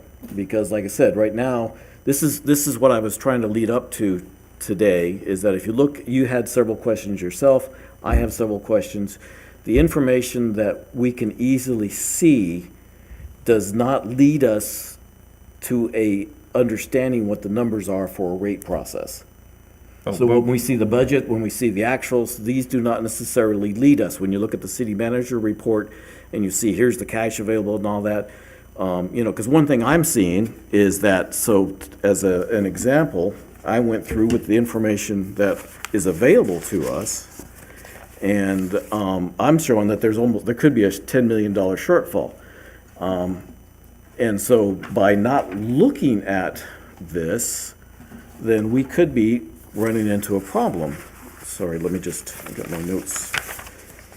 So if you take into consideration the available cash and the capacity, that's why it's so important to understand what we are currently doing ongoing and what the future is you have to figure out what we're going to collect and how much the capital, and also, so if we have a tweak in energy costs again, we're in trouble. And so we really need to, need to understand what we're looking at. What are our revenue requirements? And so by saying, okay, well, we're just going to push it down the road. So if you can't really say that if we're saying that it's May of 26, so what would happen is you would want to start it. We started the last one, I think, in January of, we started talking about it, I think, in 22. And then we had a contract, and that's what's happening. It's a little bit better. So, Josh, you can help us out. Is that before we had to put an IRP? Is that, I'm saying it right? I think RFP, request for proposal. Out now. There's in most cases you can pre-qualify people, so you don't have to take that lead time. Is that what I understand? That I'm not 100% sure. I know we didn't do a RFP for the one we had recently, because we worked with Raftellus before. But going forward, I'm not sure if we would have to do one or not. See, if we do, then that leads the time, and then with an RFP, you'd want to have a scope. So the more we understand, the more we can ask for certain things. Because what's happening is, so I don't mean to be, go ahead, you got a comment? Can I just throw in a little information of our plans? So we are planning to do an RFP in fiscal year 26. It would take about 9 months from the RFP to the final product. And so that is the current plan. When do you plan on starting it? What month of 26? The RFP would probably be right away. Oh, right away, In okay. fiscal year 26. So it'll take 9 months. And we plan the rates to go into effect fiscal year 27. Okay. 20th of June of this coming year? That's going out for RFP, beginning the process. So you're saying July? So July of this year would be the beginning of the process. Yep, where we're getting all the information, like gathering the information and then going out to RFP to the end would be about 9 months. Right, so Geez, that's March of 26 that we wouldn't even start the darn thing. right, but we would want the RFP to have the scope, and if we want to have an input on the scope, then we need to have, we've got April, and then they see it's May, June, July, we got 1 or 2 meetings before that scope, that IRFP. My understanding, right? Any information you guys would want to provide for the rate study, yes, before we send out the RFP. See, so it's not way out there. Yeah. It's today. Yeah, I see what you're saying, yeah. So the more you understand, the more the committee understands, the more we can either come back in April, because April might be the last time frame, depending on when because if we do the same thing, we either have to have a meeting in June or later July or something, because I think if the meeting comes up right around the 4th of July is the way this is set up with every 3 months. It makes it a little more difficult. So we won't have, this is our last input for the RFP, is today. Possibly, but April 5th. well, April. Yeah, but she's saying that they're going to put it out within the next, In July of this July, year. yeah. Yeah, because that's the start of FY26 is July. What I'm saying is if we're doing the budget for well, she says this- she's working on it now, correct? And it's going to take 9 months. No, she said we plan on doing an RFP at the beginning of FY26, which would be July of this About year. 9/25, they're going to put it out. No. FY '26, the start of FY '26, which would be July this year. Yeah, around, July. Okay, so 7/25. 7 months. Okay, so so right now, we're looking at 6 months of input until they actually issue the RFP to all these companies. And we have 1 or 2 more meetings. And we have one, and two at One more the, meeting. okay, I'm just trying to get the time frame here. Yeah, 2 at the most, unless Okay. we have a special meeting. And that's why I'm trying to make sure everybody understands is the questions you ask, what I was asking, it's still, there's a lot of information we're trying to gather. And if we're trying to, there's a lot of things that we need to understand so we can figure out, because when we've done it in the past, we've put an RFP out. So Howard helped me out to make sure I'm stating it right. That we thought we were asking for a specific scope, and then when we got the actual started, say, no, that wasn't within the scope, when we asked questions that we had asked for before it went out. Changed, yeah, it got altered. Right, so that's what I'm trying to make sure is that if we ask for something, please, can we get it? We asked to look at the rate structure. Well, the rate structure wasn't looked at because they said it couldn't do a cost of service. We said when we started, we don't want a cost of service, we just want to look at the overall, does it make sense? Well, we can't do that without this. So it's confusing, and that's one thing the committee has to understand. We have to understand what is the group consultant going to be looking for, what we're looking for, because in the past, what's happened quite a bit, and this one did a little bit, but we were able to change it. It's just, okay, here's the revenue requirement, here's the rates, it's so much percentage, and we're just going to peanut butter the percentage all the way across all the fees and rates. That doesn't work. And that's what they did in way back, I think it was 2016 or so. The water rates went sky high. The service charge went sky high because they just peanut buttered this. They increased it by 104% within a couple of years. Maybe what we could do is get a review of what, by the next meeting, in April meeting, get a review of what our rates are, what our cost, and what our basic breakdowns are. So that, do we want to, because we'll have to look at what, we'll have to increase it, are we going to increase the base cost? Howard, we can't hear you, will you please speak in your mic, thank you, appreciate it. I saw the green light, I thought I was okay, Holly. Tom, but it doesn't pick up so well. Anyway,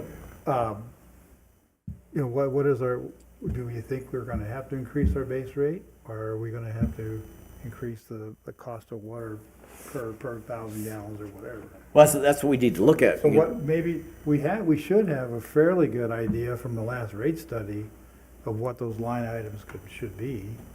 And we should have a scope from the last time. We could just, we need to pour over that, get that almost now, so we're prepared for that April meeting. So we know, because I don't know if I've had that buried, that scope and all that stuff.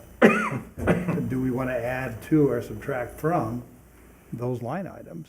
Well, again, the big thing that was hammered into us last time was that there was not a cost of service. So the one thing that I thought was a possibility, because I thought was being said, was that we could just do a cost of service study. So we just ask for a cost of service study as soon as possible. Meaning what? I mean, cost of service. Cost of service. Versus what? So so what's happening is they're saying who should be paying what? And how, what does it cost to run? So we're in that cost area. So if I understand correctly, you're looking at, okay, what should the residents be paying? What should the city be paying? Which the city is just paying wholesale, and that's okay as long as we work it. And what should commercial be paying? And then there's So, also that, don't want to forget about those multi-family places too. That was always a mess. I've tried, yes. No, I mean, we have to resolve that.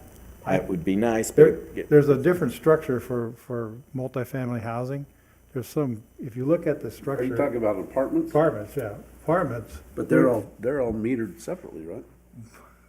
Some are not. Really? It's a mess. It's For a- power? I think it's a mess. It's if you look at the resolution. From my yes, standpoint, it's a yes, mess. I totally And agree. it needs to be looked at again, and we need to at least put our thumb on it and say, okay, let it ride, or. make this I thought it change. was only residential and commercial. The rate structure is the same for residential, and it's the same, and it's another rate structure for commercial. But you're saying that residential, That's true, but in a sub of the residential is for apartments, there's a different setup. Actually, trailers, because that's where, And that's trailers that's too. trailer and RV parks, and that's where, another- that's, another Yeah, but they're paying, so in other words, they're individually, they're not on the same structure that an individual house would be. but yes, they are. Oh. But yes, they are. That's the whole But problem. do we know that? Well, that's And what is we're that trying to find fair? out. I mean, is that fair to me, I mean, I don't know for sure, but my thought of it is that they should have a connection fee cost or a monthly charge too. Well, Based I believe they should, but not the same amount, because they don't, if you're Well, that's talking, what we need to look at. their How water. is it set up? I'm confused by it, that's why I want to get it clarified. Right, so what the reason the cost of authority, my understanding is that, and not to be derogatory, is that one of the reasons it got dropped is because the city says they can't afford to change it, because they need that income. So that's, okay, if that's part of a cost of service study, then let's get that done so we know what we can talk about, because basically it was taken off the table. That was my understanding. The individual costs for, That whole section, I mean, because like, Schedule B was taken off the table. but if I got someone that needs some assistance for, someone that can't really afford all the water costs, why shouldn't they pay the same as someone at a trailer park or something like that? I think we need to look at those. Well, it depends, because if you're talking an RV park that has a small square footage, their water, their overall, the meter that they're reading, they don't have a meter at the location. It's 1 meter here. So if I've got 1 meter that serves, so the way it's worded in the past was that you were basically charging for the meter. Well, that's not true if you're charging the same cost for every single location. If you've got 100 sites and you're saying, I've got 1 meter, and each 100 persons paying the same amount, paying a metered fee, then that's not right. So what happened was the verbiage got changed, but the rate didn't get changed. So now we need to, and that's one thing, so the resolution needs to be closely looked at. The rate structure would be nice if we got somebody that understood electrical. Unfortunately, Raftillis did not understand electrical as well as they should have. So all these different aspects of the rate and the time and the different rate, if you look at the resolution and you see all the different rates that are established in the resolution, we asked that those could be reviewed. They were not. So again, they just got increased. Instead of saying, is this right, is this wrong, how's it compared to other things at a cost? So that's what we have to find out is what can we do? So when we put it together a scope and we say, okay, let's do that, and then we start asking questions at the when the consultant comes in and we're going, oh, well, that's not part of the scope. Well, we thought it was. So if we don't, But but if we can get the scope and get the scope and the line items that were looked at for our last study, and then each one of us could look at that specifically and come up with our own additions or deletions or alterations that have to be made to make it what we want. And we could come to a consensus here on what it is, because undoubtedly, what I've seen happen with scopes, that we make one, and then it doesn't, your thing about it, just because someone says, well, it's just easier just to let it go. But do we really want to look at how we really want these breakdowns to be made? I think we have to do that. So would that be a starting point? it would be, but I think I'd like to spend a little more time today, if possible, trying to get a better look at things, and that's why I'm just looking at. I grabbed some notes, and I wasn't ignoring you. Sorry, Oh, no, I was just that's looking at seeing. So I'm just trying to understand, this is one of the issues on the last study, is that it was thought of as unfair the way they structured multi-unit places, the way we charge, the city That got charge. brushed under the table. Okay, Yes, so, it was the one beforehand. oh, okay. And then But we still have a problem, you think? We believe so, yes. Okay, so now, Needs to be looked at, for sure. and now the thing is that we have to make sure that the city should, in their due diligence, put some line items in the RFP, so that is studied and compared with other organizations, and and they're gonna tell us what they think is fair, Well, you got, to spread the money that people spend on power and water. So Correct. everybody Is pays that their what you're fair saying? share for the baseline cost of the utility. And that's just one of the items that we are gonna address. Larry's got a bunch of them that he investigates those. Okay. numbers and what's, and I think a lot of times we don't have, Larry, I reiterate what Larry says, we don't have a full understanding of where those monies go and how they're generated or how we disperse them. So I think we need to understand that. Well, well, the city's working on it right now. They're working on the RFP, and that's what we need to keep up with, is what they're putting in it, correct? Undoubtedly, I mean, we can ask Angie or whomever's putting it together, but what are they using as their base? Are they using the former scope? Or are they dreaming up something new? And I suspect they're using the old scope and modifying it from there. I mean, But you guys saw problems before, and you want to address those problems, and that's just one of them. and that's the only way we can do that is to have a copy of that and be ready to jump on it in April. Yeah, because we need to understand what, once the scope is out there, what we can do. I don't know if for instance, I have the general scope from last time. I can read it. So the focus area was, the financial plan, focus area. So it was evaluate revenue sufficiency for each fund. And basically what they did there was, okay, they wanted to make sure that they had a 20% operating Buffer. reserve. So so there is a 20% reserve in there right now. And we have to make sure Are you everybody. talking about money reserve? Money reserve. Okay. Okay. That's how the budget gets. Not a power reserve? Okay. Correct. Identify level of revenue to be recovered from each class of fund, O&M capital appropriate reserve levels. So that's basically the same type thing. What should be asked, what should be done with that? Financial plan revenue by class will be used to create revenue neutral rate structure. And I'm not sure about that when I said neutral state, but this is exactly what came off of Raptilis's presentation in February or in 23. Evaluate rate structure and identify changes to achieve city objectives. Well, that's the one thing, so not to be derogatory again, but we never have gotten what exactly the city objectives were. That's a pretty wide area. Well, wouldn't that include the 5-year plan? I mean, that's the objectives would be what capital improvements is what we. I've asked the question and never got it answered. Well, I think we need to answer that, but I think that's why we have the 5-year plan, is to project out what capital improvements we'd have. And whatever, that seems to, that needs to be Well, clarified. they have that money, though, in the capital improvement The fund. city objectives is to be able to cover whatever they need to, their expenses, they need to cover their expenses. Well, we need to understand that. See, in the first objective, in the first Raptilis one, there was an underlying objective to see if the commercial was paying more than they should over the residents. And so that's where you got to be very careful of how you compare it to. So the first cost, and again, I'm sorry if this is derogatory, I'm just stating facts. The first cost of authority was based on a national concept, not really designed around, and I believe, a municipality at cost.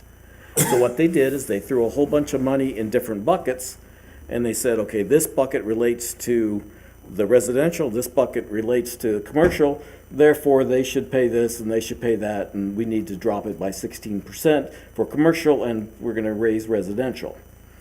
So it didn't make This is not this last study. that This was is the the one study before. before. Yeah. And so we never had time to say, hey, can we discuss this and improve on it? It was like, we had some internal problems, we had some different problems, there was a lot of different problems, but we did not have the full time to discuss during that Now, period. what about the last rate structure that was done in 523? You were here. Did you guys get input on Well, that? I had said let's not do a cost of authority because I didn't want to get into that same, especially with the same company, the same aspect.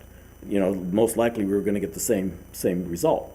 And so what I wanted to do is say, let's look and see what we currently are, the rate structures we're currently using. Does that seem to be right? But you still got to be careful into saying, you've got to make sure you're comparing us to a municipality. You don't compare us to Vegas. You don't compare us to a profit organization. And so you've got to be really careful on how we're doing it. What do you mean by Vegas? Well, Vegas, because they're, You mean the In county? Nevada You mean Power. the city? Nevada Power. Oh, okay. Because Nevada Power, see, everybody. 'Cause we're different, Yeah, right. everybody else except for Overton, I think it's Overton. has electrical is used by a profit. So we have a nonprofit. And they didn't go study municipalities or their own power They entity? claimed they did. I'm sorry, I'm being derogatory, but, so the information that I saw, I didn't think that it was more of a national thing and not really apples and apples. It was more fruit salad in a lot of cases. Well, that's what's put in the RFP, to go compare Boulder City's units, Well, we did- utilities to another city that runs similarly in the Yes, size. that's and- one, and we should look, and I think this last one, we did something similar to They that. asked them to. But again, we didn't have a cost of service. So for an example, by doing the rate structure, and I thought we could look at it, so as I've stated before, one of the things we have right now is, besides the multiple family, we have water. So the commercial starts at 60,000 gallons is where they start paying. They start paying more. No, they actually pay probably less than residential, or about the same, but because they're allowed a higher water usage than residential, which is probably reasonable.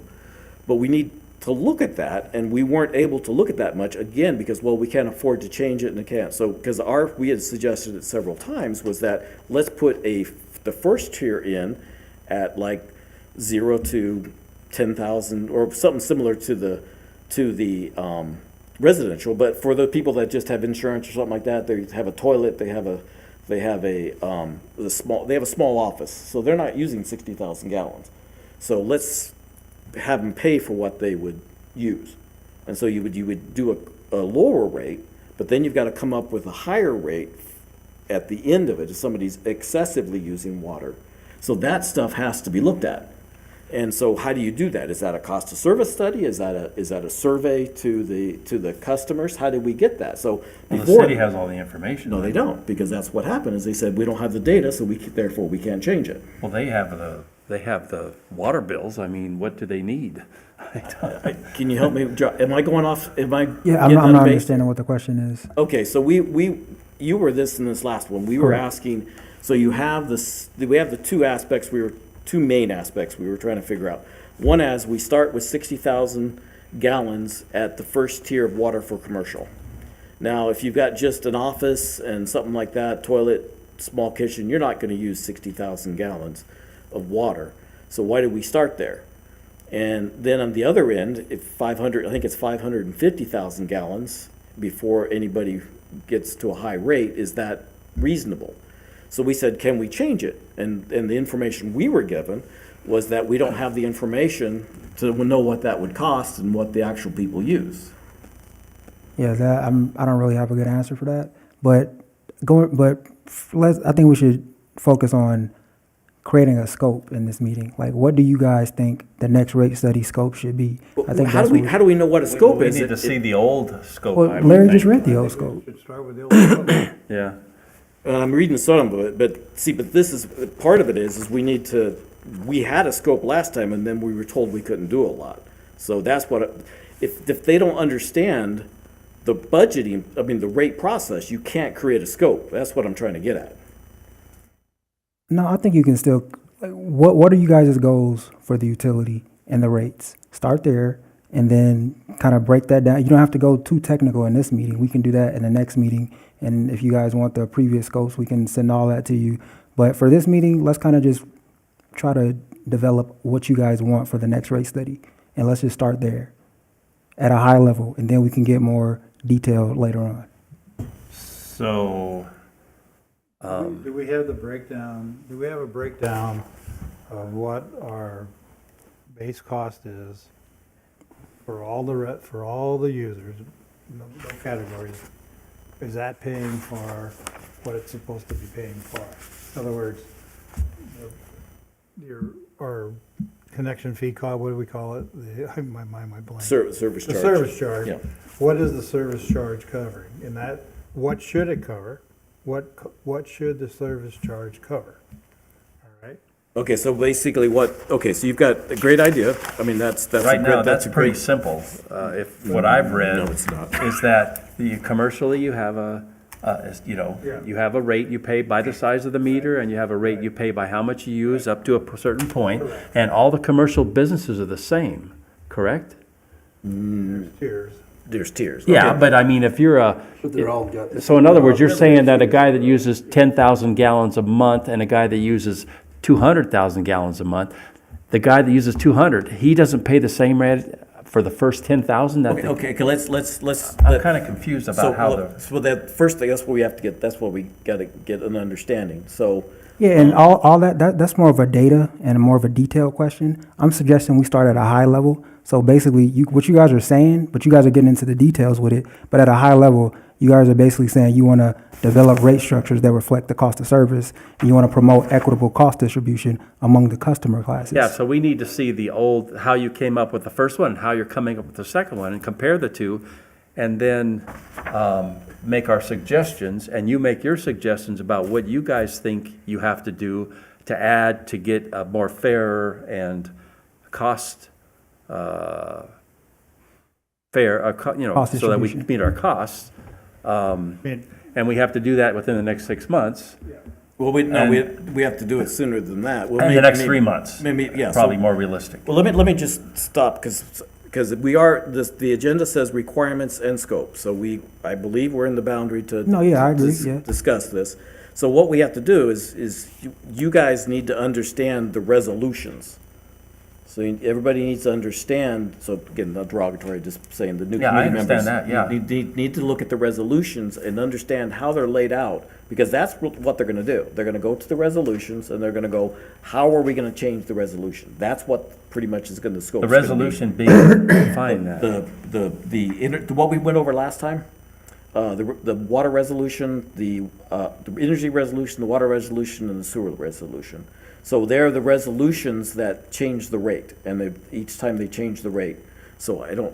Yeah, the And resolutions our establish our resolution rate. for the past has been, up to a point where you do this study, is we're gonna increase the rates at this rate, and we're not gonna decrease them based on any kind of lower power that we sell. That's what we changed, We yes, get. that- But that's already fixed for the next 2 years or so. Next, for this. Until this timeframe, study is until- done. Exactly. So But- it's all fixed. But they're gonna stay with the same resolution unless we tell them to do something, unless somebody tells them to do So something when the different. RFP is gonna make recommendations on doing further studies to fix the problems that we think are there and the city thinks are there. Correct, so, Okay. so what you were looking at is that the service charge, okay, we have a service charge for, power. Now you're talking cost of services, Well, that's what Howard's saying. which is just one of the things that we have to put in this Okay, RFP. let's look at the energy, it's a little bit easier, okay?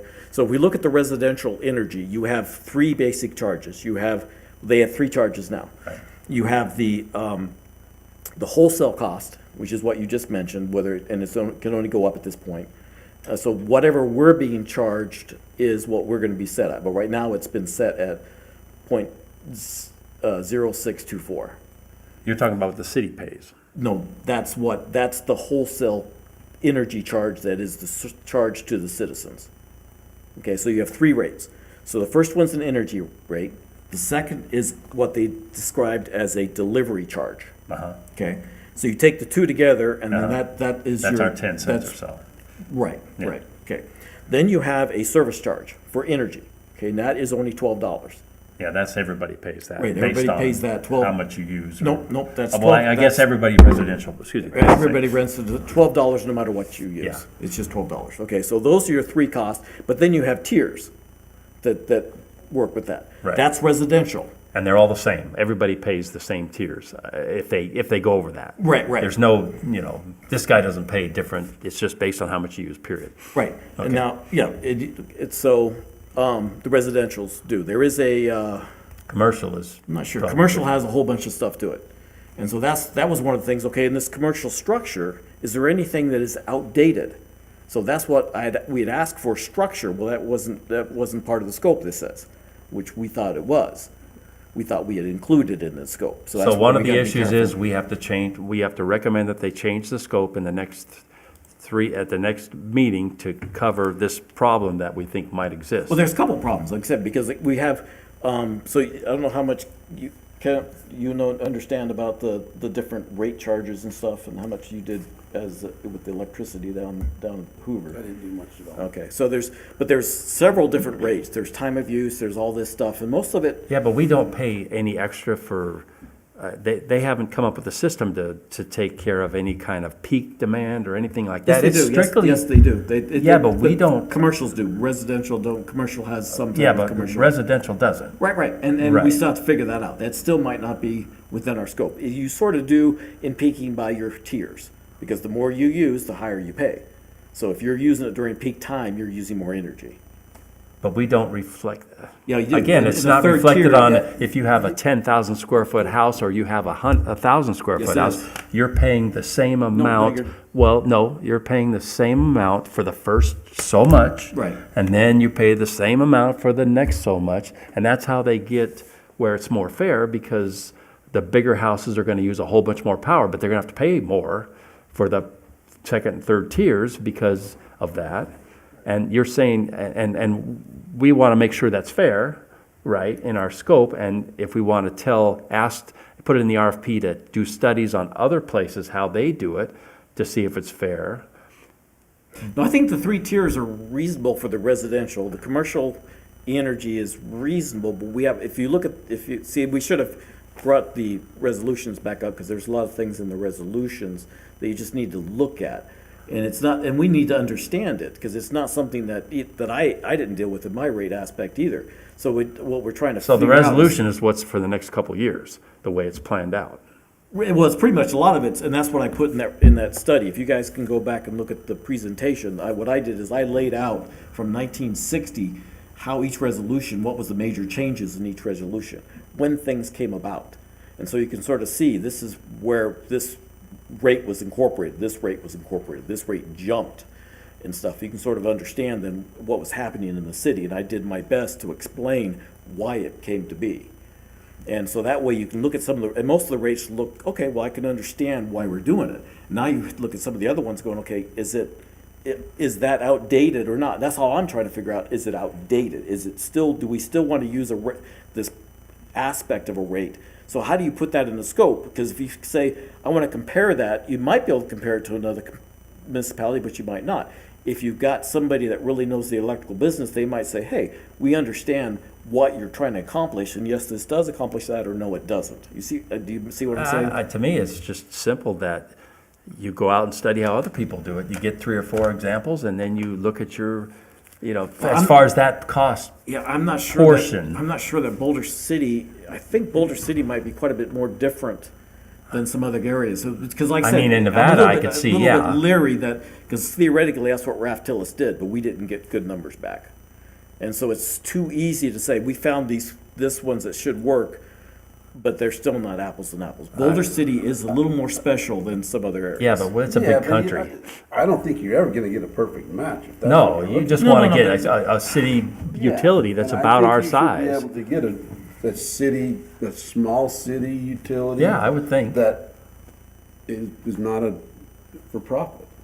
I think we ought to be able to, somebody ought to be. I mean, able to that's what find you that, put right? in the RFP, so that they go out and look for that and then So we bid feel for we're it. in range. I think we have to. Okay, well that. I mean, that's one of your problems, you're saying, is it fair the way we cost, as you call it, cost? Well, there's different. That's the whole problem. First off, we have to understand how the consultant is thinking or the city is thinking. When the city says their objective, it'd be nice to understand what, because. So, Josh, does the city have objectives in the rate study? At this moment, we are pretty much going to go off of previous, and we're going to be looking forward to, possibly increased power and water prices, wholesale prices that we would have to pay. So we're going to want to get that adjusted for. We're going to want to make sure all of our infrastructure costs are going to be covered. So that's how we kind of approach it. Similar to last time, but just looking forward at rising costs and things like Just that. talk about straight off the top raise rates, basically. No, that's not at all what To I'm cover, saying. or to lower them, cover if it, expenses. whatever you have to do to cover what we have to do. Yeah, that's the point of a rate study. We want to look at our rates. We want to make sure our infrastructure is still going to be supported. We want to make sure we have equitable distribution amongst costs between our customers. And yeah, pretty much the same as last time. But And that's not me saying, yeah, we want to raise costs. We want to make sure that we can afford to maintain the utility. Right. And you're saying that there's issues the way the structure is that we should look at also. But they're saying, no, we're not gonna put that in there. We don't think we need to. We just need to figure out if we got enough money at the end of the day to do what we have to do. But you said there are some issues with the multi-units and, you know, Right. commercial. And with to speak on that for a second, Costs, go ahead. we got the O&M costs, and then we got capital improvements. Those are the two buckets. Right. Two big buckets. And, you know, what, is the service charge gonna cover O&M? And what's gonna cost, and then what's gonna cover capital? Right now, we're hearing, we've got, you know, we're making this changeover from 4K to 12K. That takes more capital. You know, is that a one-time shot for everybody, and then we go back to lower rates? I don't know. But we have a budget. I We mean, have a budget. the city has a So- budget so for the next 5 years. To me, it's pretty straightforward, but there's some internal things of who's paying for all that. That's, Right. I think. what Is we it, need- is it equitable the way they're It's a time for us to paying? resolve that right now, and I think we tried to do that last time, and we went down a different path. So it seems to me is that we have to come up with a list of Right. some of the inequities that we feel might have to be changed and studied to see how everybody else does it. And Larry's right, as far as the resolutions have some of those details. But I think if we look at the scope and some of those resolutions, the last several resolutions we've had, I think we should have ourselves a good base to make recommendations in April of what issues we may have with the scope that's presented to us. Right. I would hope that they have a preliminary scope by April. But it sounds like they don't want to, that they're not Sounds like planning, their scope's pretty much what is it was what last was time. last time. Well, I mean, And they don't plan on changing the rate structure to make it fair or. Well, no, that's not true. If the study determines that we need to change the rate structure, then we will. I mean, But it we, won't if we don't ask. That's the whole problem. You have to look at the specific aspect. You have to give examples like we did that got shot down. That's why I'm a little hyper, because exactly, just there's the thing with the multiple purpose, it got shot down, the master meter is the way to look well, at it. the Schedule B thing is a lot more complicated than you guys realize. Exactly, but And, it's not being even looked at nowadays. So how do we look at it? It's complicated. So that's a great example. If it's complicated, how do we look at it? How do we review it?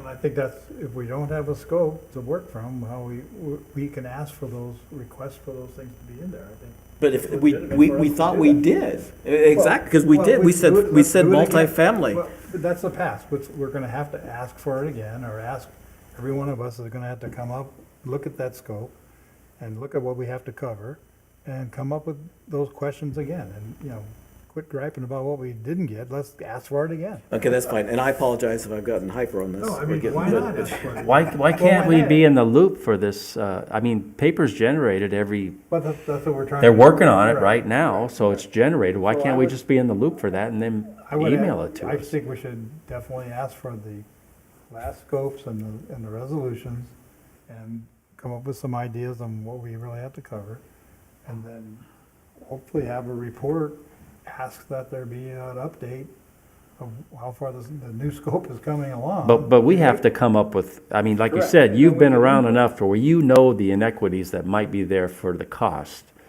You talk about multi-dwellings and you're talking about the commercial rates. Those are the questions that we have to ask the city. If we don't think it's fair, and if they think it's fair, and they don't think it's fair, or they don't want to change it, or they don't want to even put it in the study at all. And that's the discussions I think that have to be made. And that's what, I mean, it seems to me that's what we need to come up with now, but maybe it's too soon. Because again, you're the one who knows, and you're the one who knows what was in the past that didn't get done. But you know, that's what I'd like to know is, one of my questions is, what does the service charge cover? Does it cover O&M only? And who pays for capital? And I think then the rates, the tiers are different things that we have. Isn't it all just thrown in one pot? It is, but who is paying for that? Who pays for the majority of that? Well, but pie? see, that's what, You know, if you've got a bigger house, I have a smaller house, should you be paying more? Yeah, but you are paying more. not necessarily, because. Well, I mean, the service charge would say it stays the same. If you have a bigger house, you pay more for the electricity. But- So you're talking but about. What is that electricity that extra cost, is it paying for capital improvements because you're using more of the system? That's where I'd like to see where that breakdown goes. He's got a great example, so let's make sure you understand that. So for instance, okay, so if we went for years without really any capital improvement, and that's sort of the reason we're in a bind now too, because it got started later than it should have. But we went years, so basically you have more of just an O&M cost. Right now, we've got a major capital cost, so we have to increase the cost of the rate. There's no choice. We have to. Yeah, And but the so then money. let me finish really Go quick, ahead, please. yeah. So then the capital's got to be increased. Okay, now once we're done with the capital, if we're let's say, because I thought we were going to be done about 2029, 2030 at the latest. Actually, I thought it was about 29. So what you would say is, okay, we're going to take this rate out to, let's say it was 30, so it's sort of an even year. And then now we're going to go to, so we've got maybe $2 million a year in capital because we don't have too much. So we're going to go from 10 million a year, let's average out to 10 million to 2 million. So the rate has to go down because we shouldn't have this high amount unless we have some other energy that goes outrageous. But this is what we have to study. We have to understand what is the rate requirements for the next 5 years or so, and then it really would be nice to know what's after that, so we can sort of get an idea of what we would be looking for. So if you have a base rate sort of look at, so this O&M, just as Howard's saying, this is what we know we have to collect every year. And it's going to go up because salaries are going to go up and stuff like that. But this capital and the energy are sort of and which is part of O&M, but that's more of the factor we don't really understand, because with gas and stuff going highways like it did, we went from $5 million to $11 million in 1 year in the cost of energy. So if we understand that, then what happens is you've got to figure out, how do I increase everybody's rate to make it fair to do that? So we've got this general rate that everybody should pay no matter what, right? Yeah. Because everybody's got to do it. Now then, if it's some of the capital could be considered, because that's sort of what this is. Okay, is this substation everybody? Or does commercial use it more than not? Or if we've got a peaking aspect, does commercial cause a lot of peaking? Residential does cause a lot of peaking issues because you got all the stuff. But you still got these different variables that you have to understand to make it easy. So you consider it. And then again, so that is why it's, finish that thought, sorry. So you've got to figure out these two components, and then you're going to hopefully, then in the future, we can encourage it to go back down after we've raised it. And then that's the reason I didn't push against it, where it said, okay, we're gonna, instead of adjusting the wholesale rate, we're gonna only increase it. Because right now, to my knowledge, we are not collecting the full amount for capital each year. So we're not collecting everything that we need to. So we can't really reduce the. Yeah, but the city collects money from all these things, solar, and they put it in the capital improvement fund. And We don't get any of the solar. Utilities, now as of 26 or 25, we don't get a dime from the solar leases. but everything else does, and that makes more money available. So what No, I'm it kind of doesn't. confused That about. doesn't. So in other words, you're saying that the utilities. How come utilities don't get that? Because we voted for it and they didn't put it back on the ballot. Nobody put it back on the ballot to ask the A citizens. certain to percentage, vote for I it. thought, just went into the capital improvement fund. Well, a capital improvement for the general fund. And to my understanding, it's a big thing and I got to be careful how I say it. But my understanding is the council has the ability for about a 10% to make a choice, but we're saying. Stuck with the other 90. But we're told that we don't get, the utility doesn't get it. So my understanding is, as of, I think it was this year, there was no money available, if not last year. Well, the utility fund isn't going to pay for the $25 million that we have to spend. Oh, yes, it is. Yes, it is. It is. Yes. How much is out there? I mean, we don't even know. Yes, we do it. It's 44 million if you take out the admin. How fee. much is right now If in the you- bank for that? If you look at the it's quite a bit. She never really said how much it was. That's why it's, the city manager report is one of the ones we have. One but of the things that you that guys was- brought up earlier was your backup transformers or something, backup equipment. That's what's in the bank. That need to be in that scope? So this is the utilities, this is the breakout. So do we have, this is what, this is the So money where's we have available. where's the capital improvement fund for utilities? It's not, see, they, can we just turn off, okay, we're still Even here. though it's So gonna then we're cost you never mind. $5 million or We're still, so there's some things that we need to understand. I can't see how the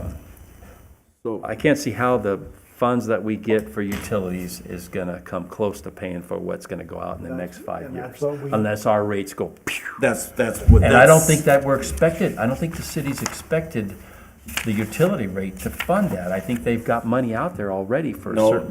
no. Nothing, huh? Utilities got its own fund.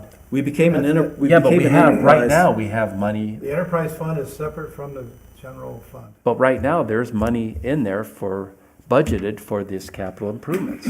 It's in the utility For the fund, next correct? year, for the next Oh, 26. For only That's what- 26. But that's why the 5-year plan is there, to project what those costs may be.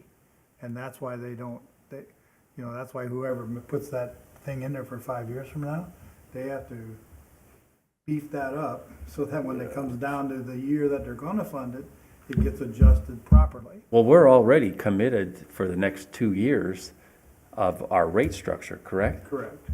And then we should have to. live And so within then that budget our rate structure's gonna have to pay in that next 3 years For that. to fund. pay for all those improvements? Correct. But how much of it do we already have saved? That's, That's right. And it's 15 we're looking at about, if you take away from that, it's about $44 million. But we're looking at 50. I'm just looking at we're capital So improvement. basically, if I understand what we have is we have about 47, if you look at the ARPA money, then that's what I'm trying to understand how that comes back in. But from the data I could try to gather it together, we have about $47 million between now and 30. And it's a requirement of 57. So there's We're 10 a million short. possible $10 million shortage. And so you're gonna need to increase the rate theoretically. To cover that. To cover $10 million minimum. So the question is do we cover $10 million? Do we have to push things further out? What do we do? So there's a lot, that's why it's very confusing. It's not an easy thing to say, here's the overall scope. Another good thing is what we were talking about, we've got the basic O&M and the capital. Okay, right now, whoever works, what the salaries are charged no matter what projects are worked on. So in the government, what we did is we had to charge to a project. And then so you had that project pay for part of your salary and stuff. So they don't do that. And so if the admin is paying for other departments that are helping the utility fund. What I'm trying to find out is, are they helping us more in capital or are they helping us in the daily amount? If they're helping us in capital, once our capital starts going down, or we have a project they don't help us much in, our admin could go down. But I don't think that's a thought that's ever gonna happen. So these are things that, Yeah, but that's not a lot of money, is it? it's $4.7 million right now. So it's 500,000 or so, we could, every $100,000 we can try to trim could add up. And that's one thing that I hadn't had time to decide is how much $1 million increases the cost of a rate? Because that would be nice. Are you talking, is it a half a cent or something like that? And it's half a cent might not sound too much, but when you look at the bill and you add half a cent to the bill, it adds up. Well, what was the revenue they said last year for utilities? 17 million? Yeah. So if we raised 10%, then we're going to get another 1.7 million, which is, What was your increase I mean, last time? again, it depends on how much money is already in the utility fund to cover the next. No. And I don't know that figure. Well, that's one thing, because what I'm saying, each report has something different. And so what happens is because to understand the whole, if I'm understanding correctly, to understand the whole aspect, there's only once or twice a year that things are balanced together, that the reports, you can say, this is what you have in cash, because it's constantly fluctuating. I understand that. But the different reports we see, just like the report, that's why I was saying with the budget, if we're using the actual cash in a budgeting issue, we should be able, like the capital, should be shown as an expense, not in some other report. The depreciation is a book amount. It shouldn't be showed as an expense. So you've got all these different factors that, how do we understand? So I think we just need to get the city to come to us and explain all this stuff. I mean, okay, so let's She was trying, but it was like. to me, it's just some simple questions you have to ask. The way you went about it and to try to like, okay, this is what we're doing, right? We don't need to know a whole lot. We just need to know some basic facts. And again, it sounds to me like in 2 years, they're going to do this study and they're going to say, man, you got to raise rates 10% a year for 3 years. That's what I'm afraid and the of. city, the public's going to go nuts over that. we should never be the same as over the hill.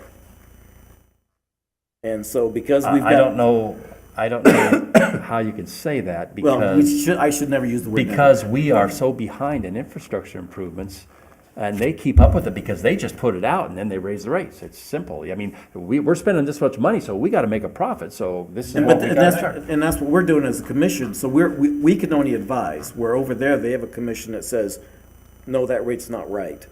You know, you need to, and sometimes they even say, you need to raise it. Well, we just have to understand what the city's doing. I have faith in the city's doing the right thing. I'm not saying there But aren't. it's nice to know how they're doing it, and that's what we need to understand. I agree. It's as simple as that to me, and so Yeah, and they just to interject, how we're doing it is we're basically just looking at all of our requirements for the future, all of our income that we're taking in, and then we're just evaluating what we need to Well, that's what sustain. you're going to ask the RPI or whatever it's RFP, called, RFP to study, and based on if the rates stay the same, and this is what we need to improve, and this is the data, how much are we going to have to raise the rates? And then if we want to put more details on how are we going to raise the rates, if we're going to raise them just across the board, or if we're going to try to make people that should pay more, then that has to be put in the RFP also. Exactly. But you guys don't normally do that because you don't want to mess with that. It's not that we don't want to mess with it. It's just a lot of work. I wouldn't. And it's really we don't, worth it. We don't really shy away from hard work, but We've had, and we get some of the resolutions, I think we can see what kind of information we need to ask for in April.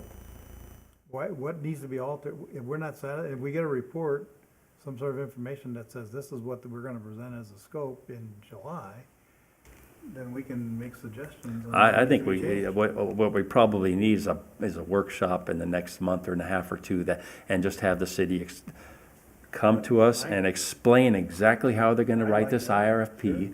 And they're going to have to explain what they expect. They're going to have to explain how much money we're going to have to pull to meet the budget out of the rates for the next 3 or 4. There's just a lot of questions that we're going to have. And we just want some basic, simple answers. I don't think we want to go into too much detail.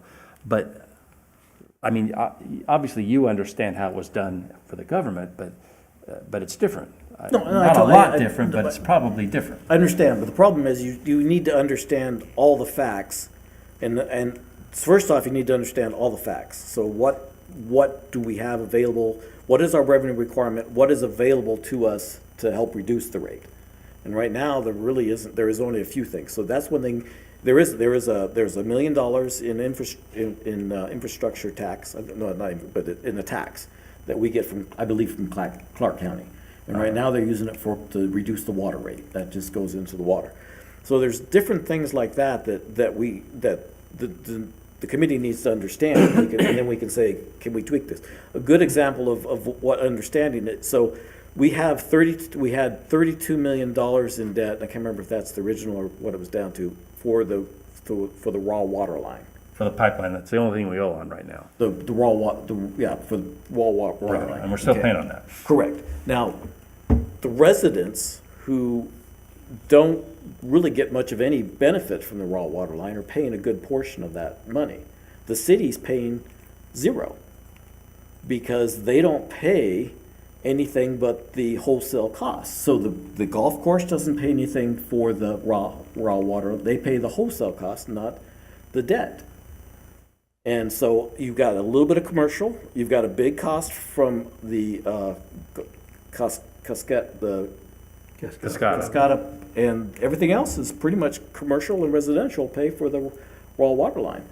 So those are things that, okay, and I've asked them, can we, is that really fair? You know, because how many people use the golf course? Not every ratepayer uses the golf course, and the golf course Yeah, is but the we one. have parks all over the But place. it's I mean, still- you could look at all the infrastructure. The parks didn't even use the raw in the past. The raw is mostly used by the golf courses, and that's what it was built for. They thought they were gonna build 6 golf courses in Boulder City. So that was gonna be the golf courses. So it's mostly the golfers, but the residents pay a high amount. So there's things like that that can be, and those aren't things that are put into a rate study.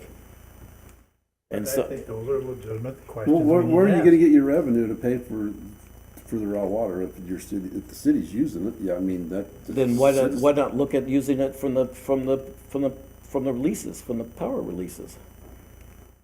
From the solar leases? Well, But the thing is, it's actually, because I'm not asking that we raise property taxes. The thing is, we need to find out, okay, how much money does the city have to put into more reserves? Can we use some of those reserves for the Well, I think utilities? that's- The utilities can get money from the general fund. The general fund can't take money from the enterprise. That's the big Well, difference. my understanding was right now, the utility fund for electric is being subsidized. Right now. Okay, which way? We're not, Before, it's not. from the solar? It's not being subsidized. It would have to be in the future. Right now, I mean, look at this. if you consider everything, we're,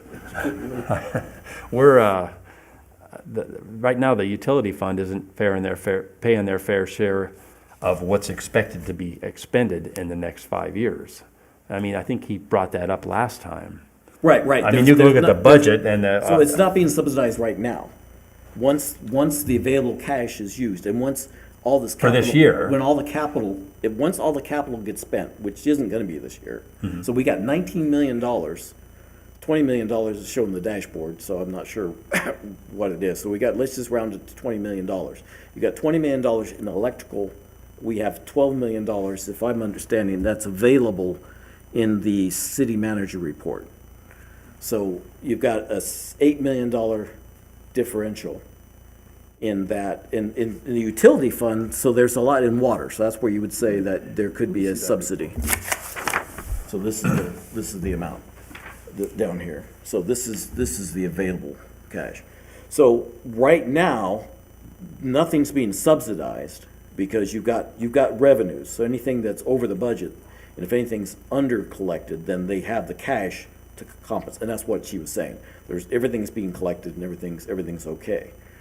We just, and so far, I don't think it's ever come to a point that we haven't, but now we've got so much capital that's being carried forward, and we got this large amount coming. But you did say it's in the bank, a lot of it. That's the thing I'm trying to understand is How where. much is in the bank? Well, what's in the bank is that, There's 12 million. is for electrical. For So there electrical. isn't 16 Just million, electrical. there isn't 16 million for electrical, there's only 12 million. So, but there's money in the utilities that would cover that. Okay, so you're not subsidizing it every year, and, because subsidizing to some people is a really dirty word.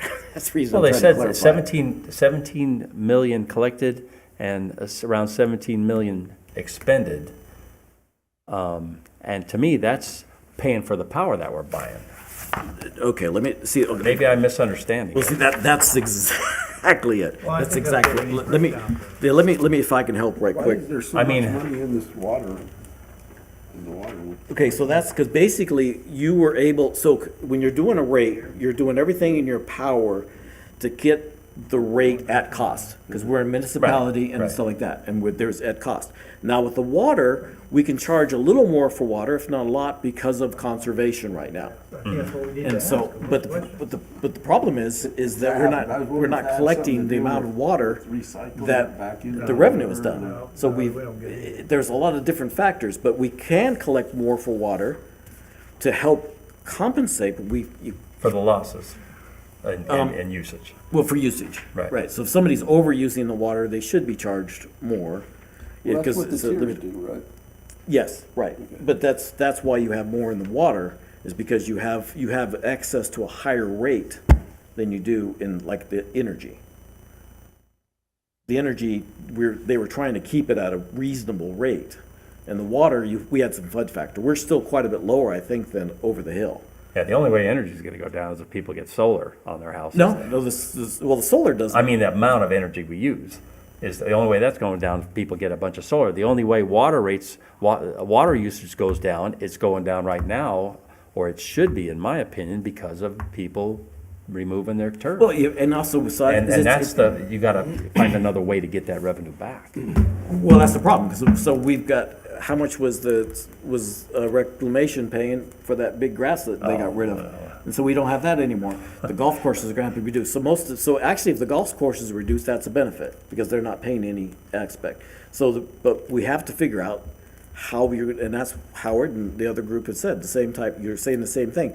As the consumption goes down, who's gonna pay for it when a lot of the water use, when the golfs are 36% and they're paying the wholesale and no extra cost, then what's happening? So for the city to pay, no cost, I completely understand that. The golf course might be something you might think about in the rate process. How do we do it? Now, they're barely coming out even as it is now, so if you increase that cost. Are they? I don't know.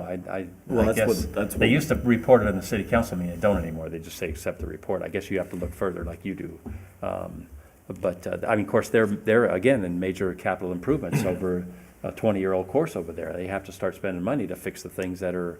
So I understand that portion of it, but I don't know. So do we need to come up with a list I think for this next, what we're gonna ask for? I think for that April? I think we need some time of a workshop where the city could answer all our We're gonna questions. have to ask, we're gonna have to come up with questions, because we can't have a workshop without asking questions. Well, I mean, we've already come up with a ton of questions right I got here. 5 or 6 right here that I can put in there. I think what I'm hearing is March might be reasonable. We would have March. Holly, what is the first Wednesday in March? Well, the first Wednesday of any month is yours. Right, but what, is that like, I think that's the 4th or 5th or something like 4th? Or is it the 5th? March is 5th. the 5th. 5th.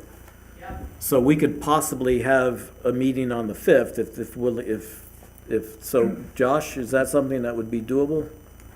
I don't see why it wouldn't be. I would just have to talk to Joe about it, but I don't see why it wouldn't be. That's something we can discuss in the future agenda topic. Okay, sure. Well, again, this is before the next meeting, so This would be Some this has would be to be settled. this would be additional meetings. So Yeah, exactly. That's why I say I'll have to. we can, that one I don't think is as critical where we put it. We can ask the question, and if we want to finalize it, And it'd be a lot that's easier fine. if that was a workshop too. Right, right. and you would have to have people represented here that could answer questions about the budget, the capital improvement fund, the RFP that's being put out, those who are writing it.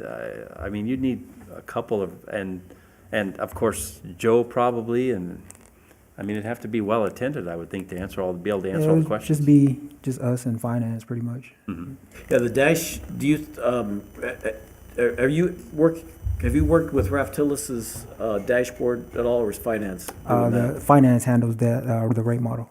Okay, because because the dashboard's still not 100%, but it might be something that we could have on the monitors to look at, to sort of show, here's what the current rate study and here's what it's predicting. Because if I understand correctly, the actuals have been put in and everything should be updated, so we should be able to see, here's what we're looking at. I think that would answer a lot of questions. I mean, It would answer a certain amount of questions. I understand why the city doesn't want to change their whole rate structure.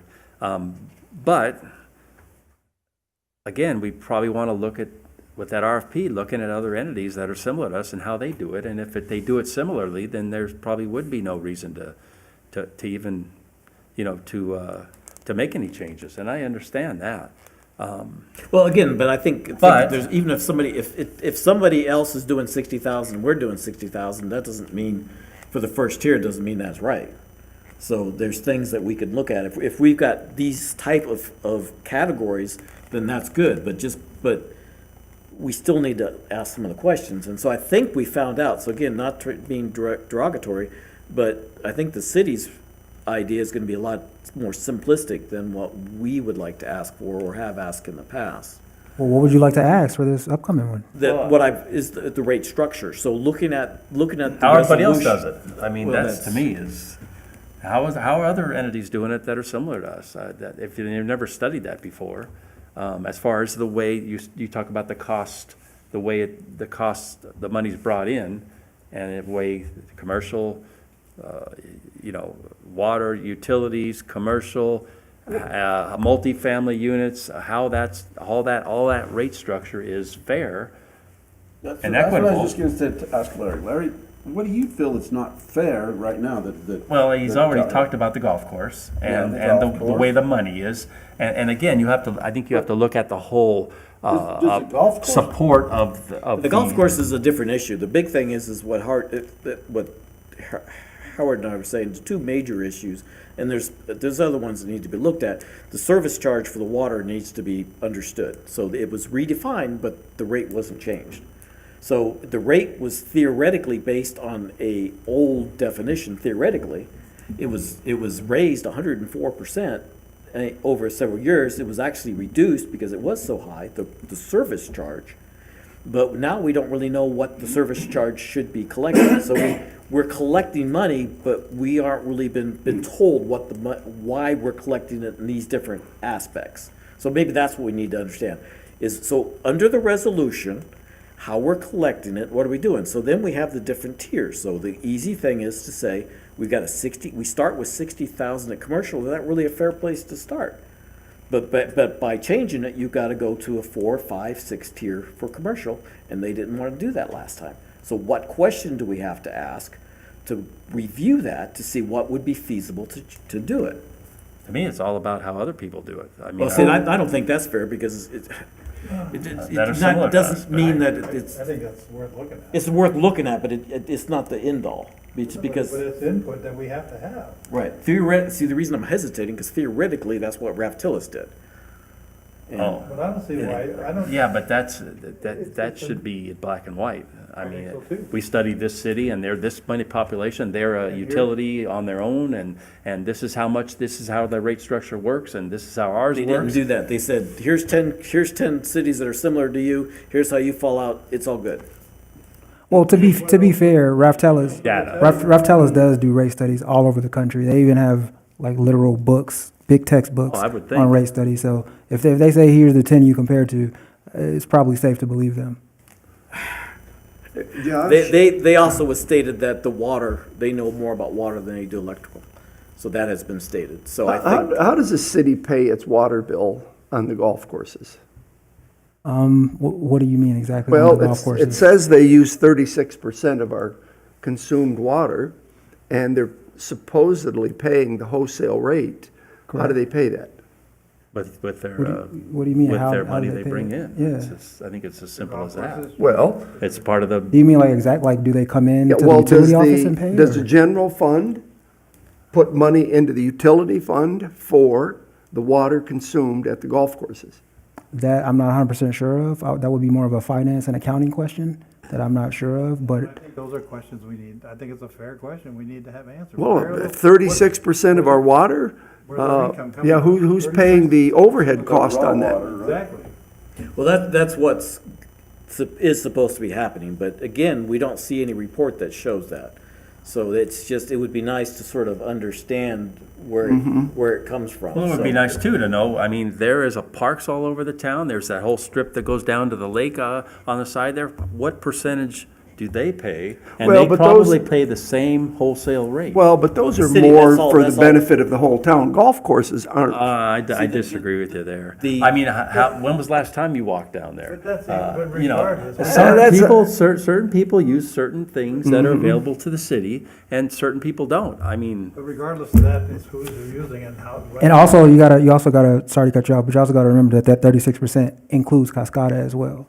yes, and they're So paying. they're paying, Yes. And they're paying $1 million a year to the city just for the lease. right. I mean, so really, they're paid for. I mean, it's the way I look at it. They're a separate entity, and we're making money off of them, and Does the city run golf courses, put money into the pot? Do they make money off the golf courses, the city? I do not believe so, but I will have to get back to you on that for a definite answer. Yeah, I'm pretty positive they do not. Yeah, They but just I'm started certain we almost don't, going even.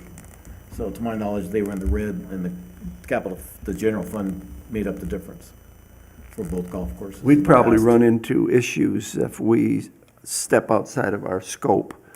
You know, we're talking utilities. Well, the biggest thing is we're, Well, But utilities if, but if water. they're putting money into the pot to pay, that helps pay for it, Yeah, then I think that your makes a question's difference. fair. I mean, Yeah. if they're paying, using 36% of the water, why aren't they paying? Yeah, it but fair? it's really only about 20%. He's- 20%. Regardless of what it is. And how much is the parks in town? Are they, maybe 10%? well, the parks is in too, they're not metered. So just, to my understanding. They're so not They're not metered? metered. It'd be like water losses. Right, because- they're like hydrants. They're just hooked to the Let grid. them rip. That's- So why is the golf course? I don't understand that. Well, then you want that, because eventually because they should be paying. So Well, what when I'm saying is the golf course should be paying the money for the water. If they don't have the money, then it comes out of the general fund. So the golf course is intended to make a profit to help the city pay for things. Unfortunately, it didn't work that way, and so the general fund has to offset it. But in theory, you would be paying for it. So you do want to see that if the golf course, you want the golf course to pay for itself, where the parks are a benefit to everybody. Well, I think we need to. But everybody doesn't. Everybody doesn't go to the parks. No, true, but. I mean, so- not everybody golfs. Right. I mean, to me, it's the same thing. It's a service. Look at the pool. I mean, there's no way they cover their revenues. And how many people in the city use the pool? And we're going to spend $40 million on it, or $35 million. Okay, now It's we are- all part yeah. of the big pot of services for the city. But that's the general fund where what we need to do is try to get an understanding. The biggest thing we want to do is figure out, okay, is it a fair rate? If we get to a higher rate that is really unaffordable to a specific class, then you need to look at, is this really fair? Is the services and everything being laid out? You're not wrong. I'm not trying to argue with you that you're wrong. And that's the perspective we want to look at. We want to get the different perspectives, and we want to understand it. And each citizen's going to look at it a little differently, or each group of Oh, sure, citizens yeah. are going to look at it differently. So we want to try to be fair is the best we can. And all we're doing is Second precept.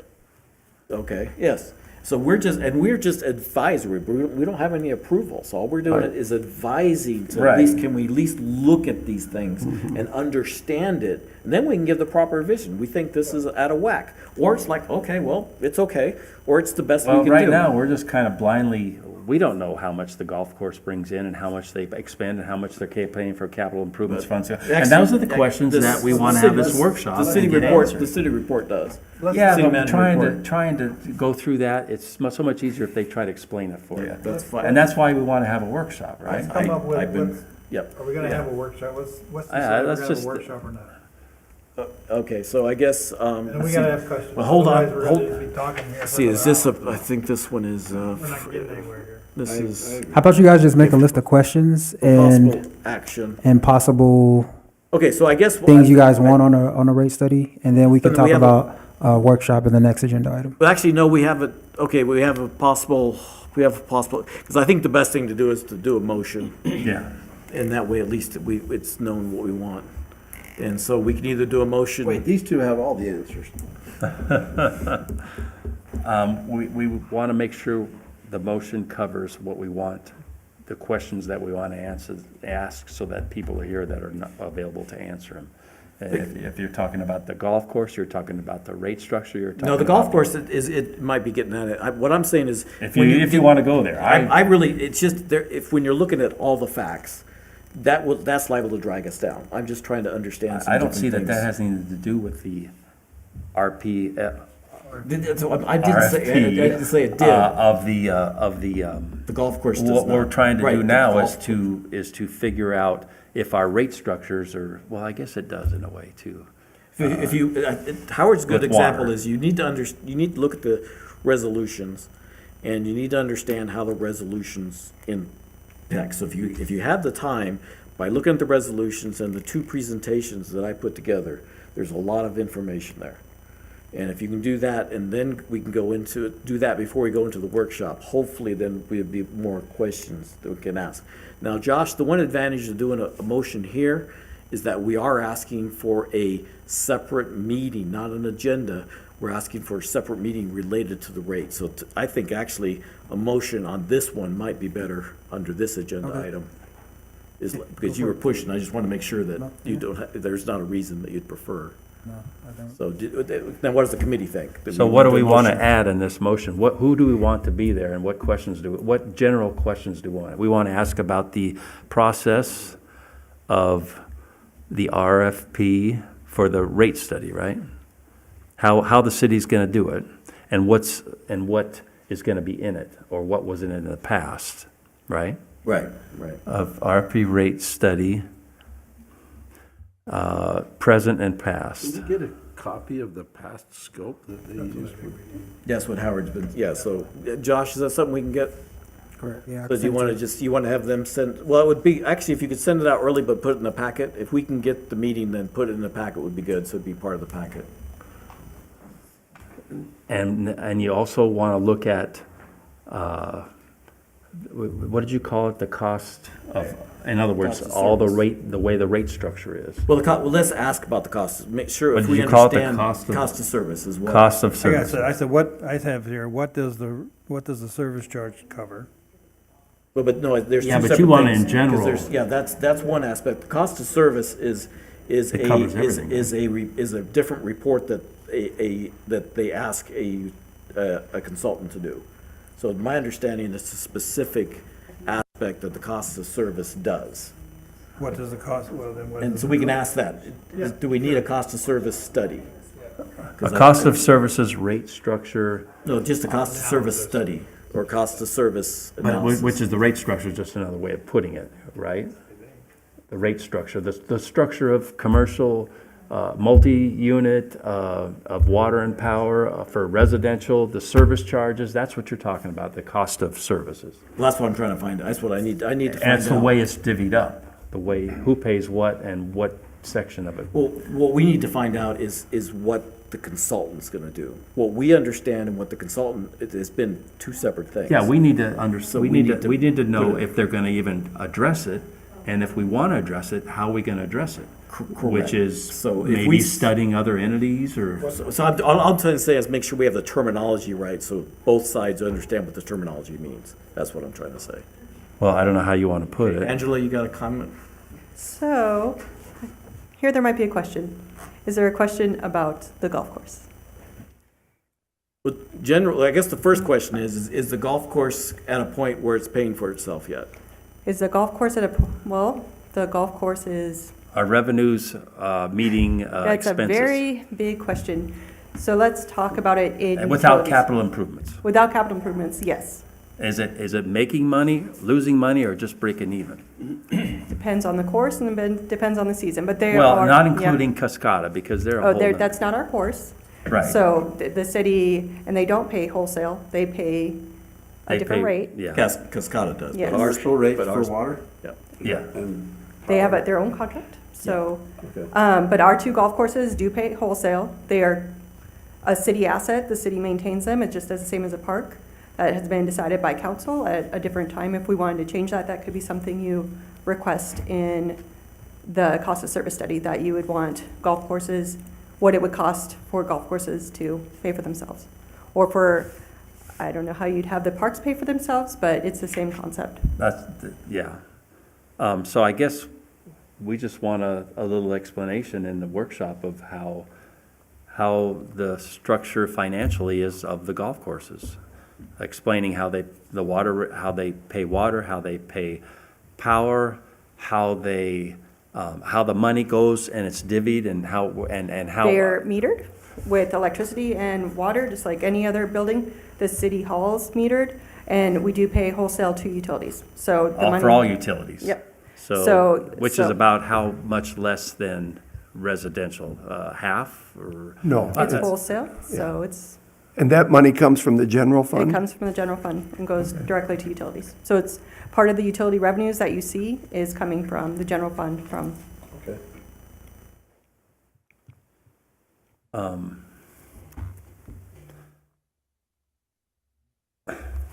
So what were the other questions we had about the capital improvements to the golf courses comes out of the general fund. So it comes from multiple sources there, but this, I don't think this is on topic to our rate study. I don't think. Except should the rates be paid? I don't think the rate study would be taken into consult CIP. Like that would, the rate study would take in utilities at the golf courses, but I don't think it can discuss, that would be Yeah. totally. Out of the scope. Even though what we're talking about is, should city entities pay more for water? Or are they in is other entities doing it similar to the way we do, where they pay wholesale for? And I'd say everyone does it differently. It depends on, I mean, it's a quality of life having a golf course. It's something we give our Just residents. like the parks. Yep, and it also brings tourism, so there's lots of reasons to. I just assume leave parks and the golf courses out of the whole thing. Yeah. I mean, everything has benefits to the city. The golf course has benefits to the city, bringing customers in, bringing people into their hotels. The parks have benefits to the city, the dog park, I think I led us on a wild goose chase that I wasn't, I was trying to do some apples and apples compared to apples and oranges, so I apologize. I think we can sort of cut it, if we try to go on that track in a workshop or something, we probably will. But I don't We think will for go this something. RFP that we're gonna do, I don't know if we wanna go there. That's what I'm saying, I agree. I said, I think I led you astray, I apologize if I. Oh, no, I stated understand you, the I wrong- really understand your concerns, because I know a lot of people. Wait. Does the revenue we collect for our utilities cover the expenses for all the work they're doing? The O&M The- costs, Yeah. capital. Does it cover the How capital? How much is in improvements? the capital improvement fund right now Are you talking about for utilities? For utilities? for utilities to cover the big, huge money we're gonna spend on capital improvements in the next 5 I years? want to know what funds the capital improvements? Capital improvements for utilities is just coming out of utilities. There's no other But funds. it comes out of utilities how? I mean, you have O&M costs and you have capital costs. There's just one group of money for utilities money. There's no separate capital improvement money set aside because you're taking in revenues all year long. So a So the portion of that service goes to charge- operations, so a portion of that goes to, So the service charge doesn't cover O&M costs. It's all in one pot. it's all in one It's all pot. in So, one pot. and that's, But a- what, that's, So what's should the- it be? so the process. What's the reason for the service? That's what I was, the service charge. I think, sorry, I think you guys really want to think bigger picture. So when they do the rate study, they take in the amount of customers we have and the average usage, and they project this out. They figure, okay, if we charge everyone this much in a service fee, this is a flat fee that they'll get, and it's guaranteed revenue, whether That's no matter how much energy anyone uses, water or energy. And then the tiers, and then paying for the consumption is another portion. So when they do the rate study and run numbers on how much consumption we would use in projected CIP and maintenance, that's all taken into account. So it's not necessarily service fee is only for operating or it's only for CIP. It's calculated in a way that you can pay for everything. Like those are the rates established to offer the services we want to offer for that time period. So Does that make sense? Angela, in a simplistic way, as we're looking at numbers, don't take in some of the outside monies that may come in, like the copper water line monies. It looks like we're running into quite a shortfall in 5 years as we try to pay for capital and improvement based on our incomes. Well, we are going to a rate study, and we're planning on it being in effect to 27. And when we do that rate study, CIP will be adjusted accordingly. If we don't want to raise our rates to a certain amount, we would postpone CIP projects. We would change them. But we're right now, when you're looking at calculating just at what's currently in the bank for utilities, it doesn't take into consider future revenues. So the way the rate structure is built right now, the revenues do not just equal operating costs. There's additional revenues coming in to help cover expected CIP, right, if that makes sense. Yeah. But the our rate revenue structure is- is set right now for the next 2 years? Or It actually 3? goes out to 2028. 2028, so it's set, and this study It- that we're gonna do will not affect the rates? Well, the last rate study went out to 2028. We're planning on doing another RFP in '26, putting a new rate structure in effect in fiscal year '27, so the rates would change. So potentially, like how Carol brought up the 5-year CIP, depending on that rate study, that could change. So our rates are steady until fiscal year '27, which is 7/26 to 7/27? Fiscal year '27 ends in June 30th, 2027. So that's. That's pretty accurate. Well, From when they did- 7/26, we're gonna pay the same rate, it's already, No, it's not. no. So the plan for the city was for the RFP to go out in fiscal year '26, and then in fiscal year '27, which is July 1st, 2026, but typically, we never put rates into effect in July. We wait until October. So most likely in October of 2026. 10/26, There could potentially be a new rate structure raise, okay. with that rate study. And the rate study is going to figure that we're gonna get this amount of money till 10/26, and we're gonna plan on spending this much money until The rate, when they do the rate study, they'll take into account all current assets, all current cash, what's available, and what would be available till then. So it's going to look at the whole picture, and it's going to use that funding and then see what funding is needed for whatever requests. after 10/26.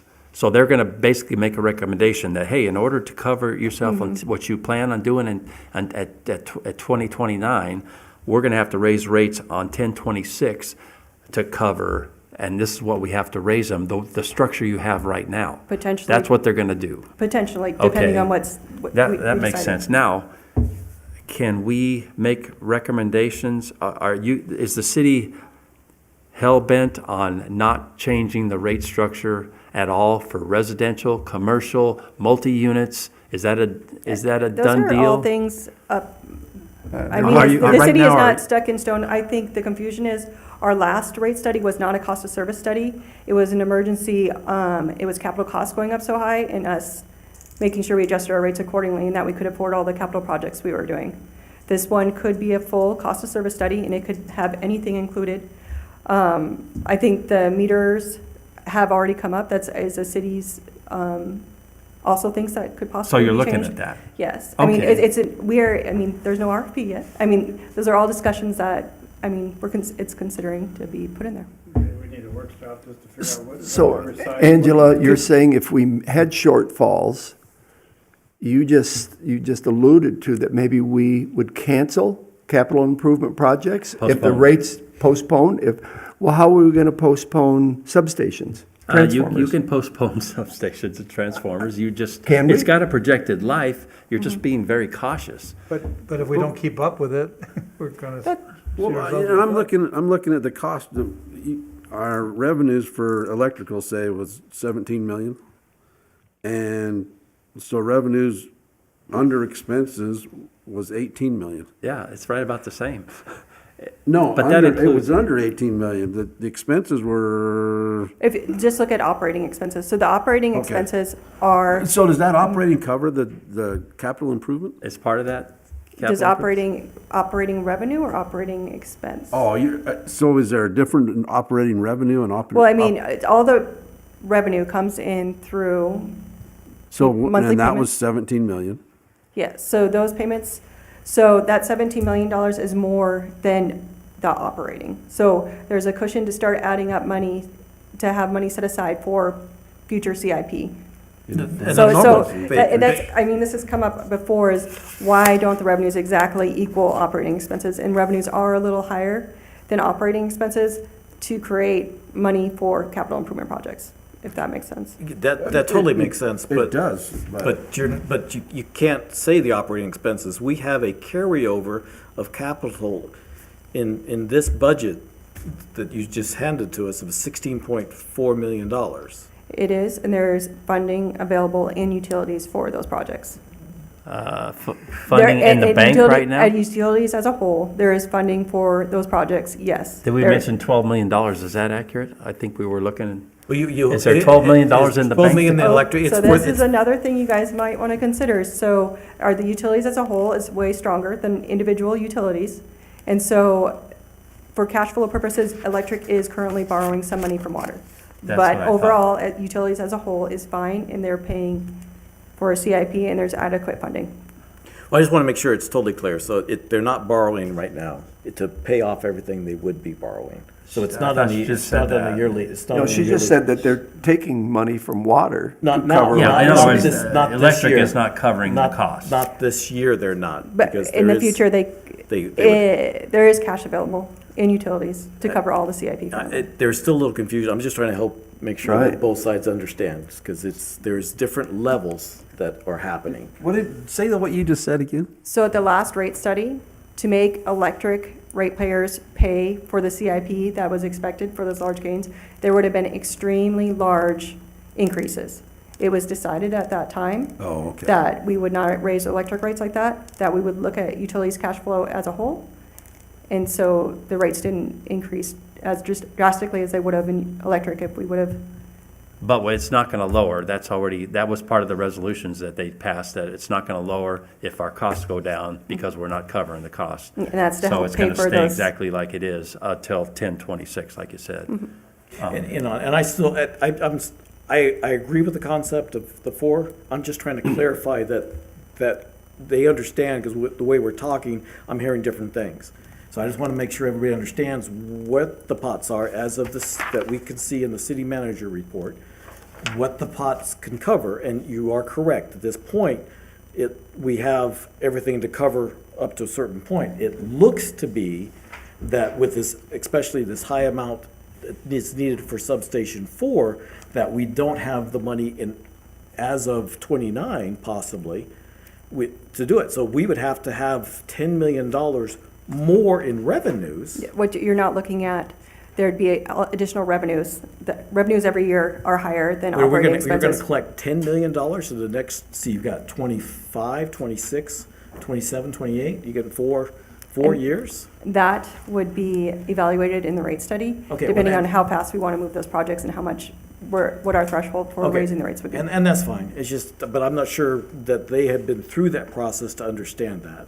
And so that's what I'm trying to get out, is just trying to make sure, I'm not trying to say that the city's doing anything wrong, I'm not doing that at all. I'm just trying to understand it properly and making sure that the committee understands. I'm still kind of confused about, bottom line, we got 4 utilities. We have, let's say, let's say we have $30 million in capital improvements that we think we have to make from now until 2030. And I'm just throwing a figure out there. For all 4 utilities, how much of that 30 million do we have in the bank right now? For utilities, they have around For 65. all utilities. It's around $65 million, including reserves. That.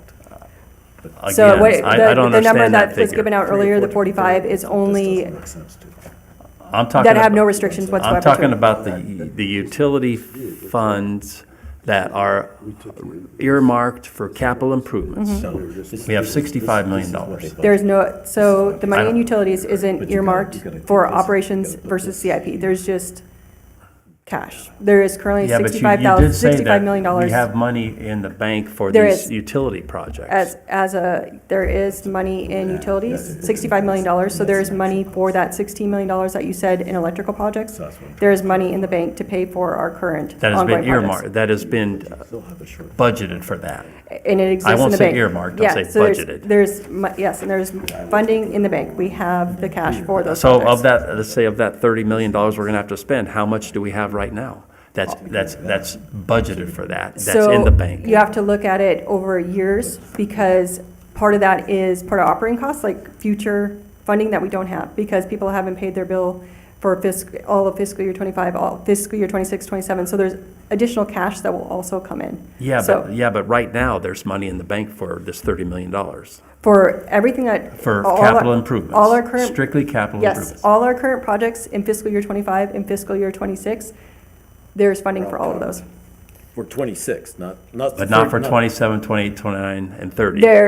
There's And that's where we're going to have to figure out how much we're going to have to raise rates to cover that. potentially, but Or there's also. postpone it. Okay, There's also 17 million a year coming in. yeah, but that's covering expenses. It's not, there's a cushion, there's like $1 million. There's a little cushion there, but not There's $1 much. million about in water and electric that comes in every year that's for capital projects. But water is, I think, that was another thing I was gonna ask. Water seems to be not matching with what the rate had. It matches to the rate study. There, it said It does, $11 million okay. in the budget. The rate study was a little under 10, and so it came in a little higher than the rate study. So Okay. the revenues in water is fine How for a long, current rate study. how long will the RFP put, how long will that organization that gets the RFP, how long did they project out for? Did they project out till 2030 from 2026? That would be our scope. That's what we would That's put your in. scope. The last time we did our last rate study went out to 2028. So It's going to go whatever- out, you plan on probably doing it to 2030 to cover all these it 5-year would- it would plans. probably go out further. It'd be whatever, it'd probably be at 5 years. Okay. I think I got it. Can you guys bring up the Raftilis, would that be their dashboard? So what you guys are using to sort of say, how do we see the numbers that are currently acting into the rate study? I How don't do know we if do you that? remember this, but I did bring the rate study versus actuals just recently. Not the last meeting, but maybe the meeting before. The rates, yes, well, there was a graph, but that was a graph, and it was still a little hard to follow. There's no dashboard for that anymore. We are just following the model at this point. There's not at this point. Because I think, I'm trying to do is find a way that they can understand it.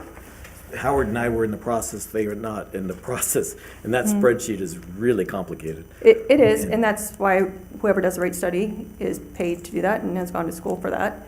And the important thing, I think, for this team to do is to high level, what do you want in this cost of service? What do you think is fair for the city? What rates do you think the citizen or residents are willing to raise their rates to? Do we want to postpone CIP? Like, I think those are the important things for this committee.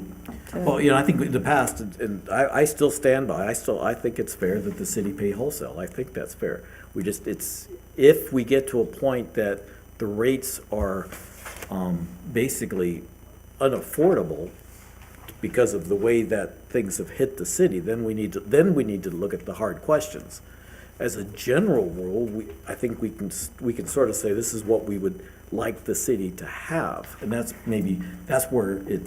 Does that a difference or not? Because if you're looking at a general rate, which is what I hope to get back to after we get all these capitals done, which are 5, 6, 10 years, we would have more of a reasonable. Now we've got these large costs, and if we get another,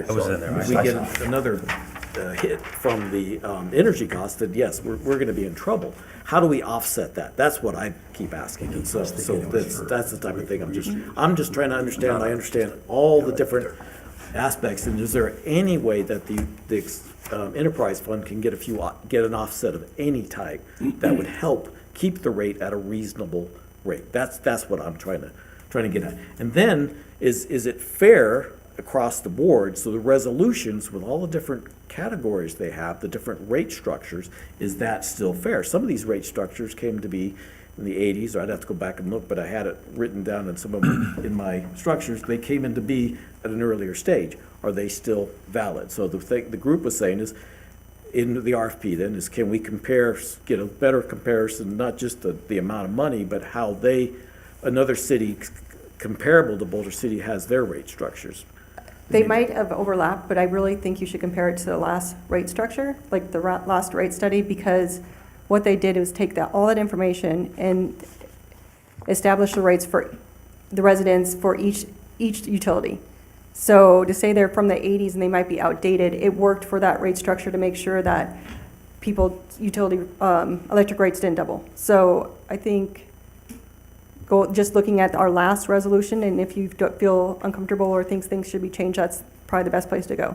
But That's what I'm saying, is that we did not have the opportunity, whether it was a time constraint or what, to talk about each rate aspect. So you've got time of use. The electrical has a bunch of different rate structures, what the commercials pay and stuff like that.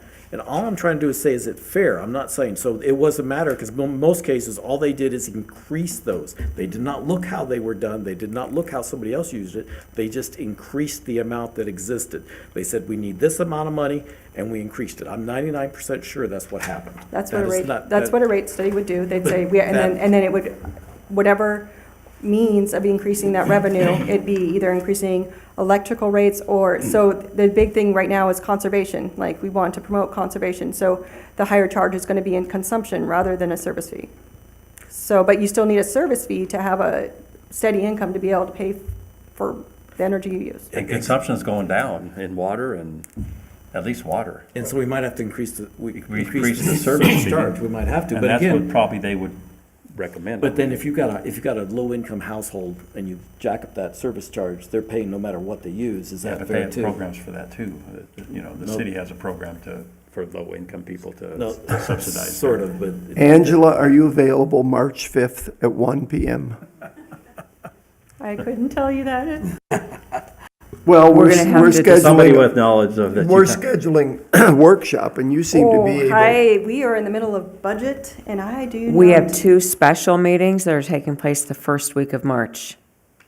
Two special city council meetings, so we're gonna have to I mean, to me, you've answered a lot of my get questions. it in March and not February. Don't need a workshop. No, I want a workshop, but I want Angela there. Well, if she'll be here in April and you won't have finalized yet.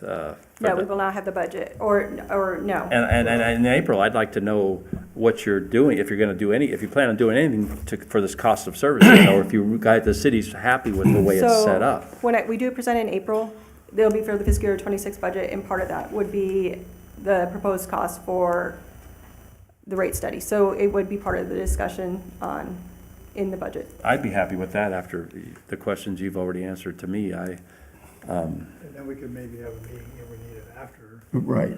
I feel the same way. Yeah, In May? yeah, or same month. I don't care. Gotcha. I have a much better picture of the whole package now.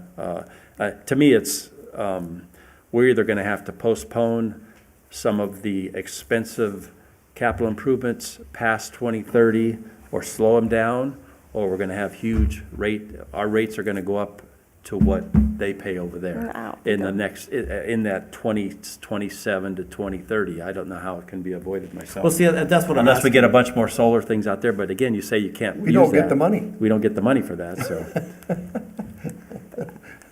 There's lots of ways to work around it. But we need to be able to discuss it, and that's what hasn't happened. Mm-hmm. We have not been able to discuss that. in the I past. hope we're not just kicking the can down the No. road. That's, okay, so. I guess that's a kind of our insights to, Yeah, we need to reschedule a workshop.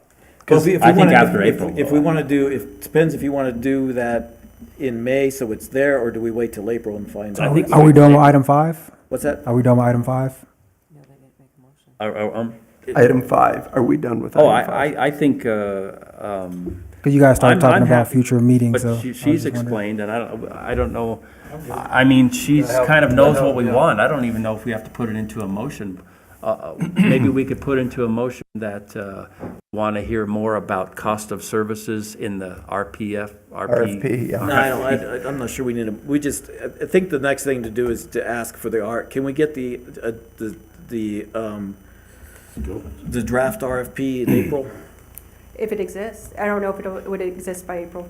I don't There's a know. lot Can of you- thoughts and can- notes then. Okay, can you give us last year's RFP before April? The last rate studies, not the RFP, We but didn't have the an RFP scope. for the last one? The scope, the The scope. one The before. scope, sorry. The scope, yeah, we can get you the scope. scope. Yeah, we did not have an And the RFP. resolution, Can you email that to us? so we know what we, I can send it out to you. so we know how, if we get the scope and we get the resolutions, that, The resolutions are on the city. It'd be nice if they sent it Yeah, to but us. if we had it. If they send it to us on email, it'd be a whole lot easier not to have to. Okay. Yeah, so I guess that would be, do you need a motion for that, or do you? No. We just want that. It would be best, it was agendized for a motion. If you'd make a motion, that'd be best. Okay, so, somebody want to, Make a motion that we all receive a copy of the last rate study scope and the resolutions that came from that. The contractor. Well, we need, Contract. we need the latest resolutions, latest- the because there is, latest there, the resolutions energy has been, that came from those rate studies. well, we have a resolution that was changed last for electrical, so we want To that, get the most current.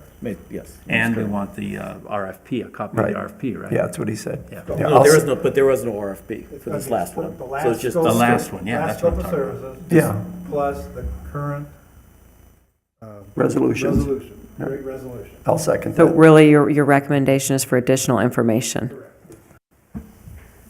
But it's all from the past one. Correct. Yeah. Most current. So we'll state it again. So the motion is to ask for the scope of the last rate study and the most current Resolutions. resolutions relating to the rates, which is the electrical, the water, and the sewer resolutions for the rate process. Yeah. Landfill too. And It's just set to be sent to us on an email, correct? Is that doable? okay, so it is. Can I get a? I'll second that. Okay, all in favor, say aye. Aye. Any opposed, say nay. It passes unanimously. And we'll have knowledgeable people here in April that can speak of the RFP. Then we don't need anything for that. So, well, the RFP might not be available quite yet. Well, I So it mean, they'll needs speak to it needs the scope. planning process for it. Yeah, yeah. And we're done with that one, right? Okay, so we'll close out number 5 and go to number 8. Anybody have any? Yeah, I do. We already talked about, No, so let me just, I'm sorry, better clarify what it is. So it's just dealing with the agenda items relating to revenue requirements for the upcoming meetings. I'd like to discuss the penalty that we're going to have to pay SNWA, somebody who's knowledgeable in that, and if there's any decisions made, and if we can put some input into how that money will be spent to conserve water. Is that, those decisions haven't been made yet, have they? Again, that's just the motion. So the agenda item would be. I mean, it's, again, it's the agenda The item. agenda item would be to discuss possible penalties that would come. There's no possible. It's coming. Well, It's just that. What are you asking? What penalties are you The talking penalties that the city is gonna pay to itself for violating SNWA's usage water, and if it's been decided how that money's gonna be spent to conserve water, and if we can have input into how that money's gonna be spent to conserve water. If it's- Am I speaking the way I understand it to be? The Utilities Director can provide an update on that information. Okay, yeah. Is that all? Yep, that's good. And the other one I had is, I'd like to hear a report or something on the process of the study that's being done for recycled water in Boulder City. An update? There still aren't any updates on that. That was supposed to be on this agenda item, but we took it off because we didn't have any updates. We're still waiting for SNWA to go through that process, but I can put it on there and. Be on if, the agenda for it'll whatever be on you the guys agenda, and know. if we still don't have anything, we'll probably just take it off again if we don't have anything, because that's solely on them right now at this point. Yeah, if we could agree to keep it short as a committee, we could, without on the agenda, we can't even talk about it. There's no place on the agendas to talk about it. So I think can it's we- gotta be on the so can we agenda, at least- even if it's nothing to report, right?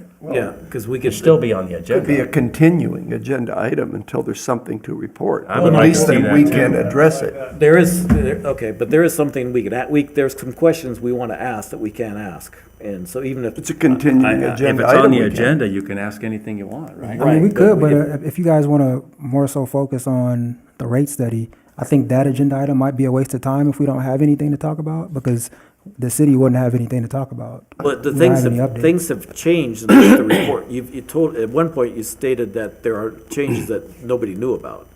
So can we at least understand the changes that the new studies are looking at? That was my understanding. Update of some sort. Yeah, There's gotta be it's just- some kind there's I gotta be want some it on type the of agenda update. so we could discuss it, even if it's just 5 minutes. Until it's I resolved. mean, Joe, obviously, he's gonna be involved in it somewhat, so he'll have something to say about it, I would. So he did last time. He actually gave us information that I didn't know. I get asked about it all the time, that's why I wanna, Oh, yeah, no problem. yeah. I think we need to know. That's the only two things I wanted to get on the Can we agenda. just change that, Randall, the current status of the recycled water study Sure. and a report on Current status is current fine. status of everything? Mhm. Like Again, that's separate from the other I like penalty it. of SNWA. I like that being on the agenda forever until we get. Oh, I would too. But we could put it on every 3 months. That's not a problem. Okay, so why don't we go down really quick? That will help Josh. So I guess if we look at, I think it's what we did last minute, we've done it for a few times.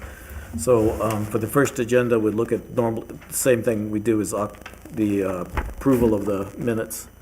And then, so now, to help with the city, it's easier to have the finance first, so before you leave, I think the next agenda item would be something you'd prefer it in the beginning to be here? Okay, so would that be the budget? So how would we state that for the budget? Because it'd be a little different than what's currently on this one, just for the upcoming budget, discuss the upcoming budget? Okay, Yeah, so it'd just be for the fiscal year 26 operating budget. great, okay, thank you. So do we want to do anything with the 5-year capital? Do we just want to see if there's an update?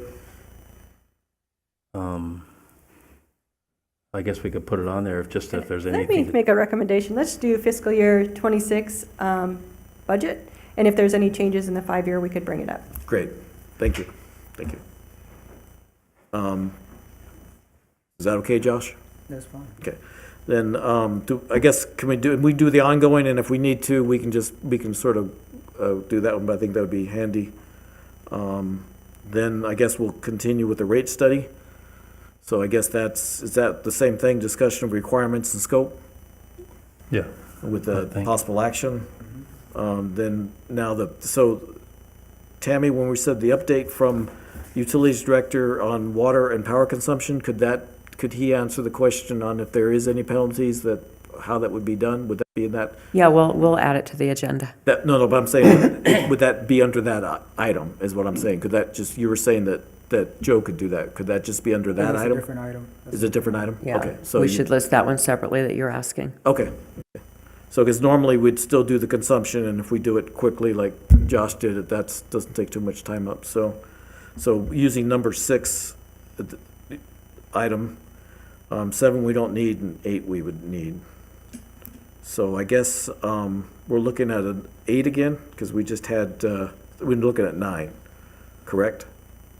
Did I get everything down, Josh? So 1 would be minutes, 2 would be the fiscal year overall budget. Okay, maybe, and then 3 is, so maybe there's only, 3 would be the status of ongoing capital. 4 would be the possible action, for possible action, discussion, the requirements and scope of the next rate study. 5 would be the water and power consumption. 6 would be then the new one for Overuse penalties, yeah. penalties, okay. 7 then would be The feasibility study. feasibility study, and 9 would be the agenda items. You don't want a status update from Bill? I already said already did that, so basically we did did do it, that, okay, okay. we skipped we're including that here. Yeah. Typically, this item, asking for additional agenda items, would be just in addition to regular items that staff includes on the agenda. Oh, okay. Okay, Like minutes is an automatic, that wouldn't be something that you would recommend for the next agenda. These common reports that Joe provides, Bill provides, those are automatic. Which They're ones? They're really asking you for any additional outside of what's normally on the Which agenda. ones in our agenda are that? Number 1, number 8, number 4, number 2 is automatic? Number 1, 3, 4, 6, Uh-huh. and 8. Okay. Those are all. Okay, good, yeah, 7 is not, and, okay, yeah, I and think- 5 we're covering anyways. Yeah, Yeah. I'm not sure I understood that from the past, so thank you. And operating budget based on actual audits, that's already covered. That's, okay, I see. Yeah, so we're going to have about 9 or 10. Yeah, do you want a motion, or do you want a motion for that? No, I Okay, think she needs it. okay, just making sure. Okay, we all good? So, Thanks, Angela. Thank you. I make a motion to adjourn. Oh, we gotta go. You gotta have public comment. we got a comment period. Oh, We close this, yeah. that's right, sorry. So we didn't receive any general comment, I'm assuming also? I haven't received anything. Okay, thank you. So we'll open it for the final comment to the phone, 702-589-9629. Give just a little bit of time.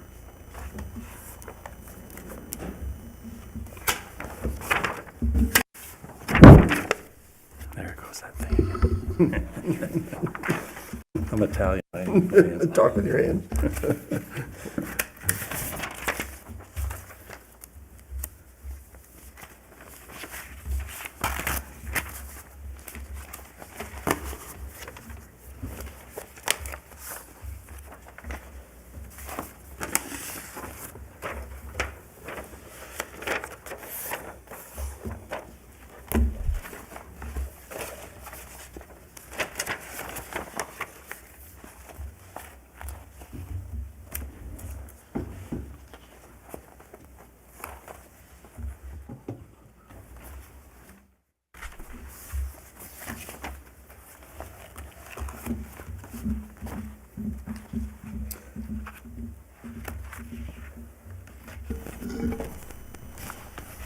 Okay, hearing no additional comments, we will adjourn the meeting at 4:59. Thanks, everybody, for your time and patience. I felt it. 65 billion.